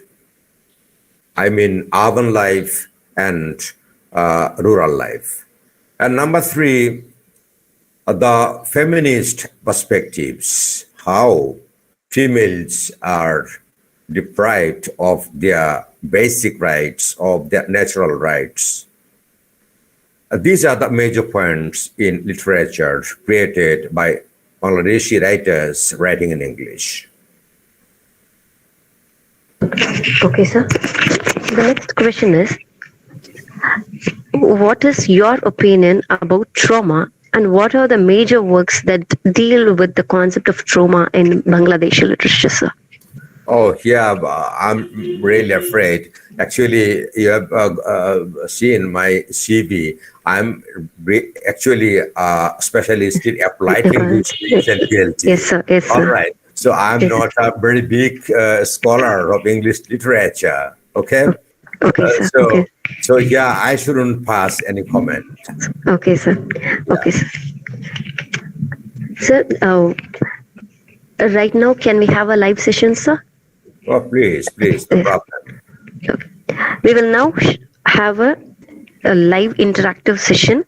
The participants are allowed to unmute and ask any questions to the guest speaker. Good afternoon, sir. Good afternoon. I have a doubt, sir. So can you please tell what is the typical style of Bangladeshi literature, sir? Oh, yeah, I have actually mentioned three genres of Bangladeshi literature. Number one, I gave my talk on poetry. Number two, fiction. All right. And number three, stories. We can say Bangladeshi writers are basically concerned with three genres of literature in English. That's number one, poetry. Number two, novels, and number three, stories. And can you repeat your question, please? So, what is the typical style of Bangladeshi literature, sir? Oh, it's a very, I think, complicated question for me because, yeah, I see different writers writing in different styles, and some writers are seen writing in a very novel style. And yeah, I'm sorry, I shouldn't mention any specific style the writers in Bangladesh are using in their works. Thank you. Yes, sir. Thank you, sir. Here, one thing I should mention, I already shared with you the name and works of Michael Madhusudan Dutt. Okay, Michael Madhusudan Dutt, and he is considered the father of blank verse in Bangladeshi, in Bengali literature, both in Bangladesh and West Bengal. Thank you. Yes, sir. Thank you, sir. Good afternoon, sir. This is Reshma, student of Sacred College. My query is, if you want to study whole culture of Bangladesh, which work of art you would recommend from Bangladeshi literature, sir? But it's not possible to know everything about Bangladeshi culture reading one or two works. All right. So if you want to know about the culture of Bangladesh, I can recommend several writers writing in English. Okay. First, you can read Kaiser Hoff's poems or poetry. All right. Secondly, you can go through Nia Saman's stories. And number three, you can go through The Golden Age, written by Tahmina Anam. You will get a good picture of the liberation war of Bangladesh. Thank you. Thank you so much, sir. Good afternoon, sir. I'm Ansli, student of Sacred Heart College, sir. Sir, it is a wonderful section, sir. Thank you so much for giving us such presentation. It is really good. Thank you, Anjali. Thank you. Yes, sir. Kindly tell us some interesting research areas in Bangladesh, sir, to do some research. Can you repeat the question, please? Yes, sir. Kindly tell us some interesting research areas in Bangladesh, sir. Oh, interesting to do the research areas. Yeah. Yes.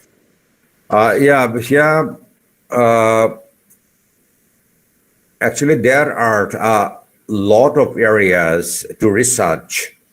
And here, basically, our scholars are concerned with several things. If we think of literature research, literary research, yeah, we see that our scholars are very much interested in the feminist perspectives or the Marxist perspectives. And basically, they study different writers or works of different writers from different theoretical perspectives. The Marxist perspective, the structuralist perspective, the post-modernist perspective, the post-colonial perspective. These are the areas which attract a lot of scholars. And there is another one area our scholars are interested to do research into, and that includes basically the comparative studies. For example, a comparative study of Qazi Nazrul Islam. Have you heard the name of Qazi Nazrul Islam? No, sir. He is a very famous Bengali or Bengali or Bengali poet. He was basically born in the West Bengal, but he spent a lot of time in Bangladesh, and he died in Bangladesh in 1976, and he is considered the national poet of Bangladesh. Qazi Nazrul Islam is considered the national poet of Bangladesh. He is a very romantic poet, number one. He is a rebellious poet, number two. So when, just give me a second. I'm facing some technical problem.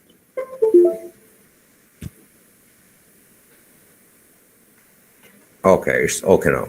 So our scholars are interested to do some comparative studies between, for example, Qazi Nazrul Islam and P.B. Shelley. You know P.B. Shelley? Yes, sir. Yes, sir. Yeah. Or Qazi Nazrul Islam, between Qazi Nazrul Islam and Lord Byron, because Byron was a rebellious poet. Qazi Nazrul Islam was also a rebellious poet. Qazi Nazrul Islam was a romantic poet. P.B. Shelley was a romantic poet as well as a rebellious poet. So these are the areas our scholars are very much interested to do research into. And there are some other areas. I've just mentioned one or two major areas. Are you satisfied, Anjali? Yes, sir. Thank you so much, sir. It's my pleasure. Next. Yes. So, what is the contribution of Bengali literature to translation studies? Is there any notable works that have been translated the most? Would you please repeat the question? Yes, sir.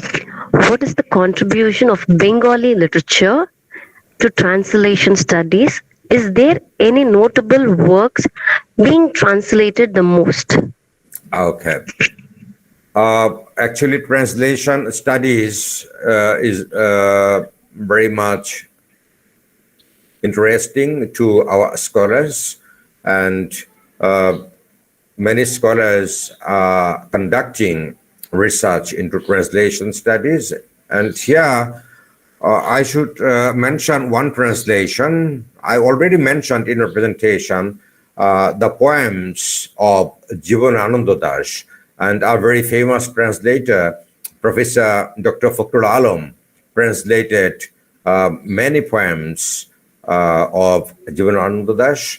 And in research, we also see some studies concerned with comparison between translations, for example, translations of Professor Fakhrul Alam and translations of some other translators. And here, Jivanananda Das is extensively translated. And then we can consider Rabindranath Tagore. Have you heard the name of Rabindranath Tagore? Yes, sir. Yes, sir. Yeah, Rabindranath Tagore is the writer of the national anthem of India, Yes, isn't he? India and Bangladesh. Yeah, he is also the writer of the national anthem of Bangladesh, you know? Yes, sir. Yeah, Rabindranath Tagore has extensively been translated. Qazi Nazrul Islam has also been translated a lot. They are translated from Bengali into English. All right. And if we think in a reverse way, William Shakespeare has been translated a lot in Bangladesh. Okay. For example, the Hamlet or the Merchant of Venice or Othello or Macbeth or some other plays by William Shakespeare have extensively been translated from English into Bengali. And we can also consider Christopher Marlowe, especially Christopher Marlowe's Dr. Foster's has extensively been translated into Bengali. Okay. Ma'am, have you got any supplementary questions? Yes, sir, we do have. We have few. What are the methods implemented to teach English in Bangladesh, sir? Please repeat.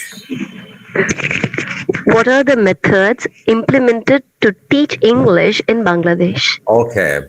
So here officially, the communicative language teaching approach has been in use for teaching English to students of all the levels, starting from the primary level to the tertiary level.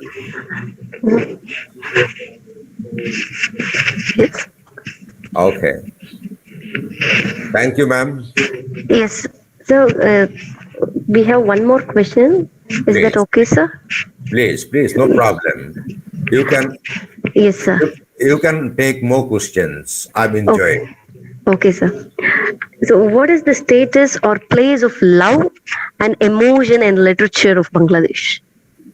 What's the Status of love of? and emotions in literature of Bangladesh. So what's the first one? Love and emotion. Love. You mean love? Yes, L-O-V-E. V-E. Yes, sir. Oh, Yes. okay. Actually, what I've experienced in my life now, I'm more than 55 years old. All right. What I've seen in literatures of almost all the languages of this world, of all the dialects of this world, has some special place for love and imagination. Yeah, if we consider Rabindranath Tagore, do you understand Bangla? No. Hello, ma'am. Do you understand Bangla? Yes. No, sir. No, sir. No, sir. If you study Rabindranath, especially his songs, you'll find love is all, and yeah, you will find love and imagination are matched and mixed. Okay, if we study Qazi Nazrul Islam, you will also find love and imagination a lot. And if we think of Jivanananda Das, he's a romantic poet. You know, romantic poets are always very much concerned with love and imagination. So I think love and imagination have a very important place and position in Bengali literature. Okay, ma'am? Hello? Sir, the last question. Please. What are the predominant methods do you use to teach the regional medium students? Right now. Yeah. No, sir. I will repeat the question. What are the predominant methods do you use to teach the regional medium students? What medium, please? Sir, the local medium which you have in your country. Local, you means rural students, countryside students? Yes, sir. Okay. Actually, basically, I'm a language teacher as well as a researcher into language teaching. All right. So, when I'm going to teach my students, first of all, I consider my students' needs and interests. All right. What my students need, number one, and what my students are interested in, number two. And number three, for teaching different skills, I have to use different materials, different resources, and different equipment. For example, I'm teaching speaking. All right, ma'am? Yes, sir. Yeah. Yes, sir. I'm teaching speaking. So, first of all, my business is to speak less and help my students speak more. And I conduct group work or pair work. I use role plays or jigsaw activities or problem-solving activities or simulations. And I involve my students in different activities, group activities or peer activities, so that they can speak to each other, they can discuss something. In this way, they can improve their speaking ability. And my business as a teacher is to facilitate the learning process, is to help them speak, okay? And here, I don't frequently correct my students' mistakes. First, I want my students to speak comfortably. They can speak without shyness. Just they can have some motivation for speaking. And my business is to just help them speak fluently and spontaneously. And when I find that my students are much comfortable with speaking, then I start correcting their speech. And I want to make them accurate speakers. Here, my point is when I'm teaching, speaking to my students, I involve them in engagement. I engage them into different activities. I help them participate in different speaking activities, and I help them develop both fluency and accuracy in their speech. And when I'm using technology in a rural area, in a rural school or college or setting, technology isn't that much available. So I don't unnecessarily use technological tools because I know that I have to work with what I have in my capacity, in my reach. I hope I've shared a little picture with you, ma'am. Yes, sir. Supplementary questions. Yes, sir, we have 4 more students to ask you live questions, sir. Okay, Is that no okay? problem. No Yes, problem. sir. Yes, sir. Yes, sir. I will ask them to join, sir. Yes. Thank you. Good afternoon, sir. Good afternoon. I'm Ovia from Sacred Heart College. Okay, Ovia, what's your question? Sir, before posting my question, I would like to thank you for the wonderful session, sir. Thank you very much, sir. I'm inspired. I'm inspired. Sir, it is mentioned that after independence, Bangladeshi literature commenced its journey as an autonomous school of literature. Right. So, could you mention some of the differences or changes it attained after the independence? Okay, before independence, actually, Bangladeshi writers in English were influenced by the culture of Pakistan or the culture of India and the events or scenarios of Pakistan and India. But after independence in 1971, as I have already shared with you, the liberation war became a very influential source of information, source of literary thoughts and imaginations and emotions. So our writers, I mean the writers writing in English in Bangladesh, started writing based on the different aspects of the liberation war. It's one thing. Besides, they started depicting the Bangladeshi culture, the Bangladeshi society, the Bangladeshi people in their works, in the literature.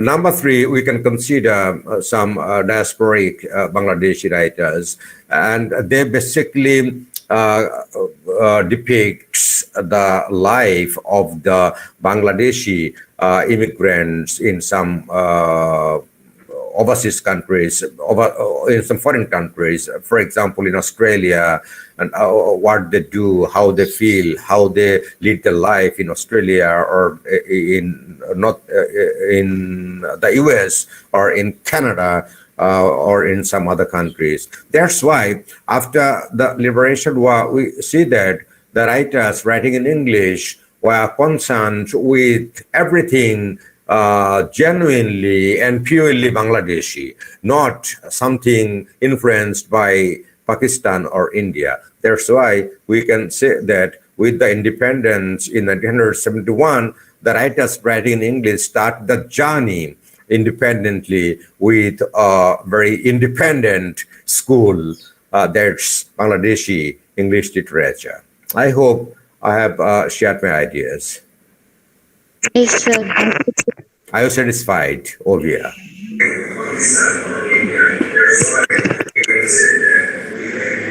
Next question. Sir, very good afternoon. Good afternoon, Father. Father Maria, good afternoon. How are you? Good afternoon. Very fine, sir. Very happy to hear you. Last time we heard you on ELT and this time on literature. It is really wonderful to listen to you, sir. Sir, I just wanted to ask you just a couple of questions. Oh, please don't ask me difficult questions, please. No. Okay. Not so. Sir, how influential are the literature? How influential are the literature writers as well as the literature that they produce what is the influence on the society, number one. Number two, how is English looked upon? Is it seen as the language of the elite, or how is it looked upon by the people? Just to start with these two questions. Thank you very much. Let me start with the first one. Okay. Actually, literature has tremendous, immense effect on our life, on our thoughts, of our ideas. For example, just let me share a very concrete example with you. Our national poet is Kazi Nazrul Islam. Kazi Nazrul Islam was born in India, but ultimately he became the national poet of Bangladesh. He has composed a poem.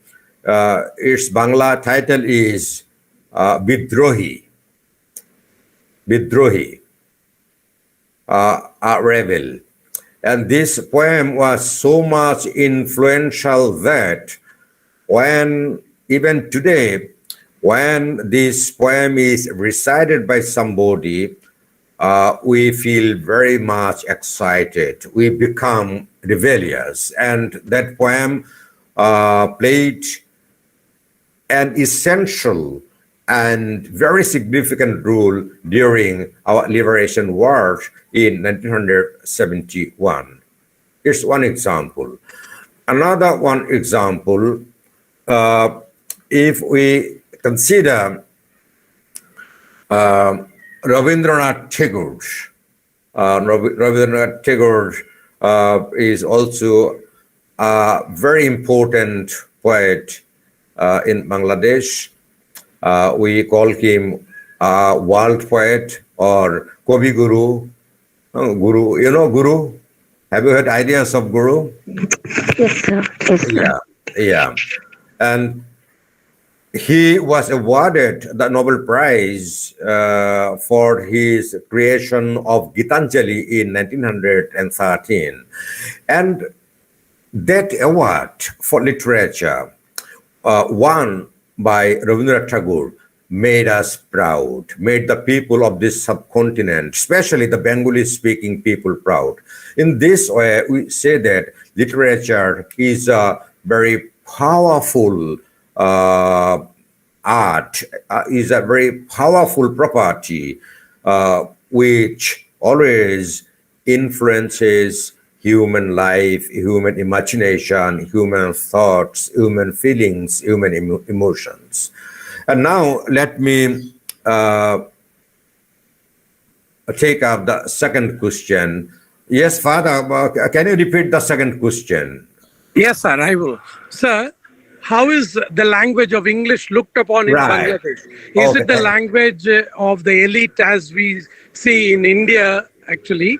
No. And about the language, that is the medium of instruction, how comfortable are the people, are they longing for, or they craving for English medium education?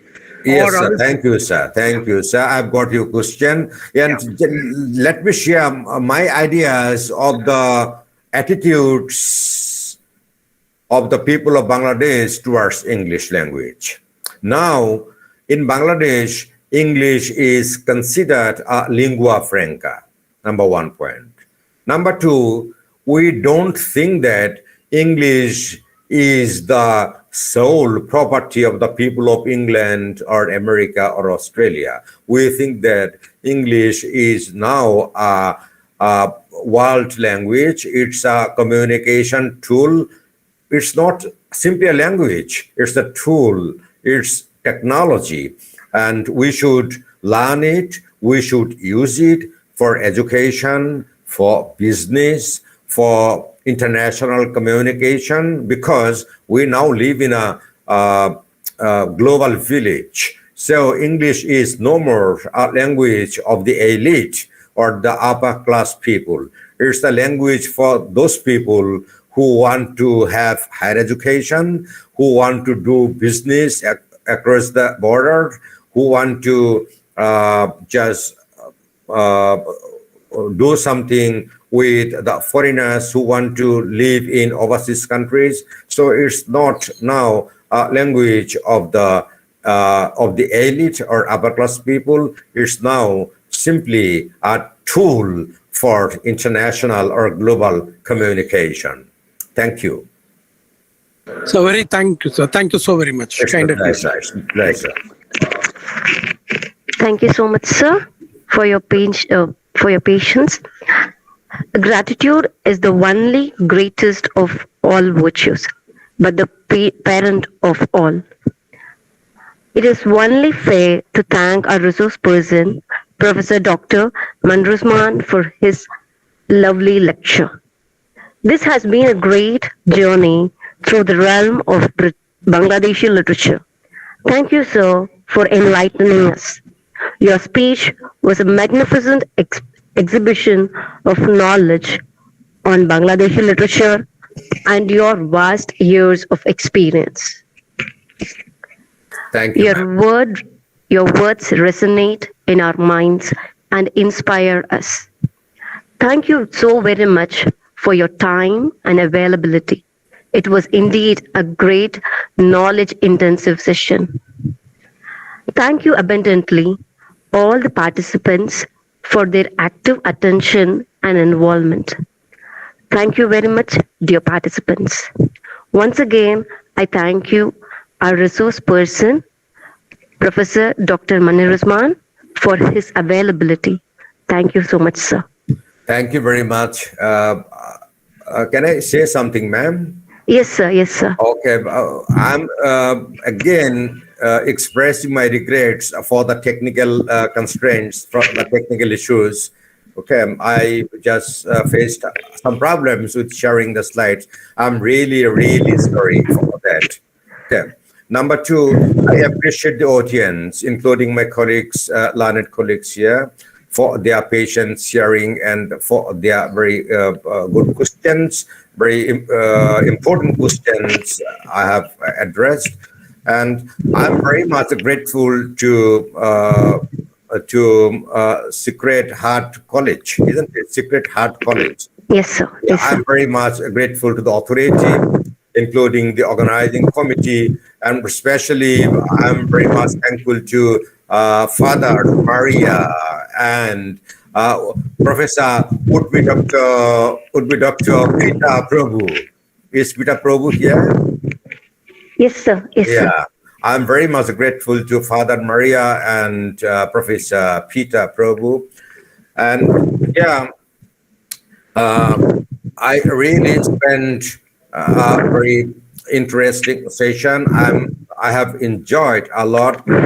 I do hope I'll keep connecting with you in time to come. And I'm really wanna have had this opportunity to join you online and sharing ideas with you.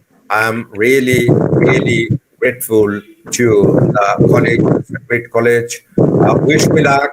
I wish you all the best. Thank you very much indeed. Assalamu alaikum, namaskar, and goodbye. Thank you so much, sir. Thank you very much. Thank you very much, sir.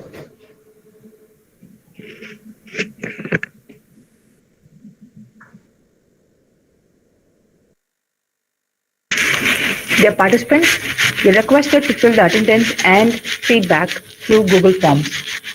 The Google Form link will be valid only for 15 minutes. Kindly fill it soon. I repeat, you're requested to fill the feedback and attendance through Google Forms. The link will be valid for 15 minutes. Kindly fill it soon. Dear participants, we are concluding this session for a short lunch break. You're requested to join the afternoon session by 2:15 p.m. I repeat, we are concluding the session for a short lunch break. You are requested to join the afternoon session by 2:15 p.m. Kindly report on time. Thank you.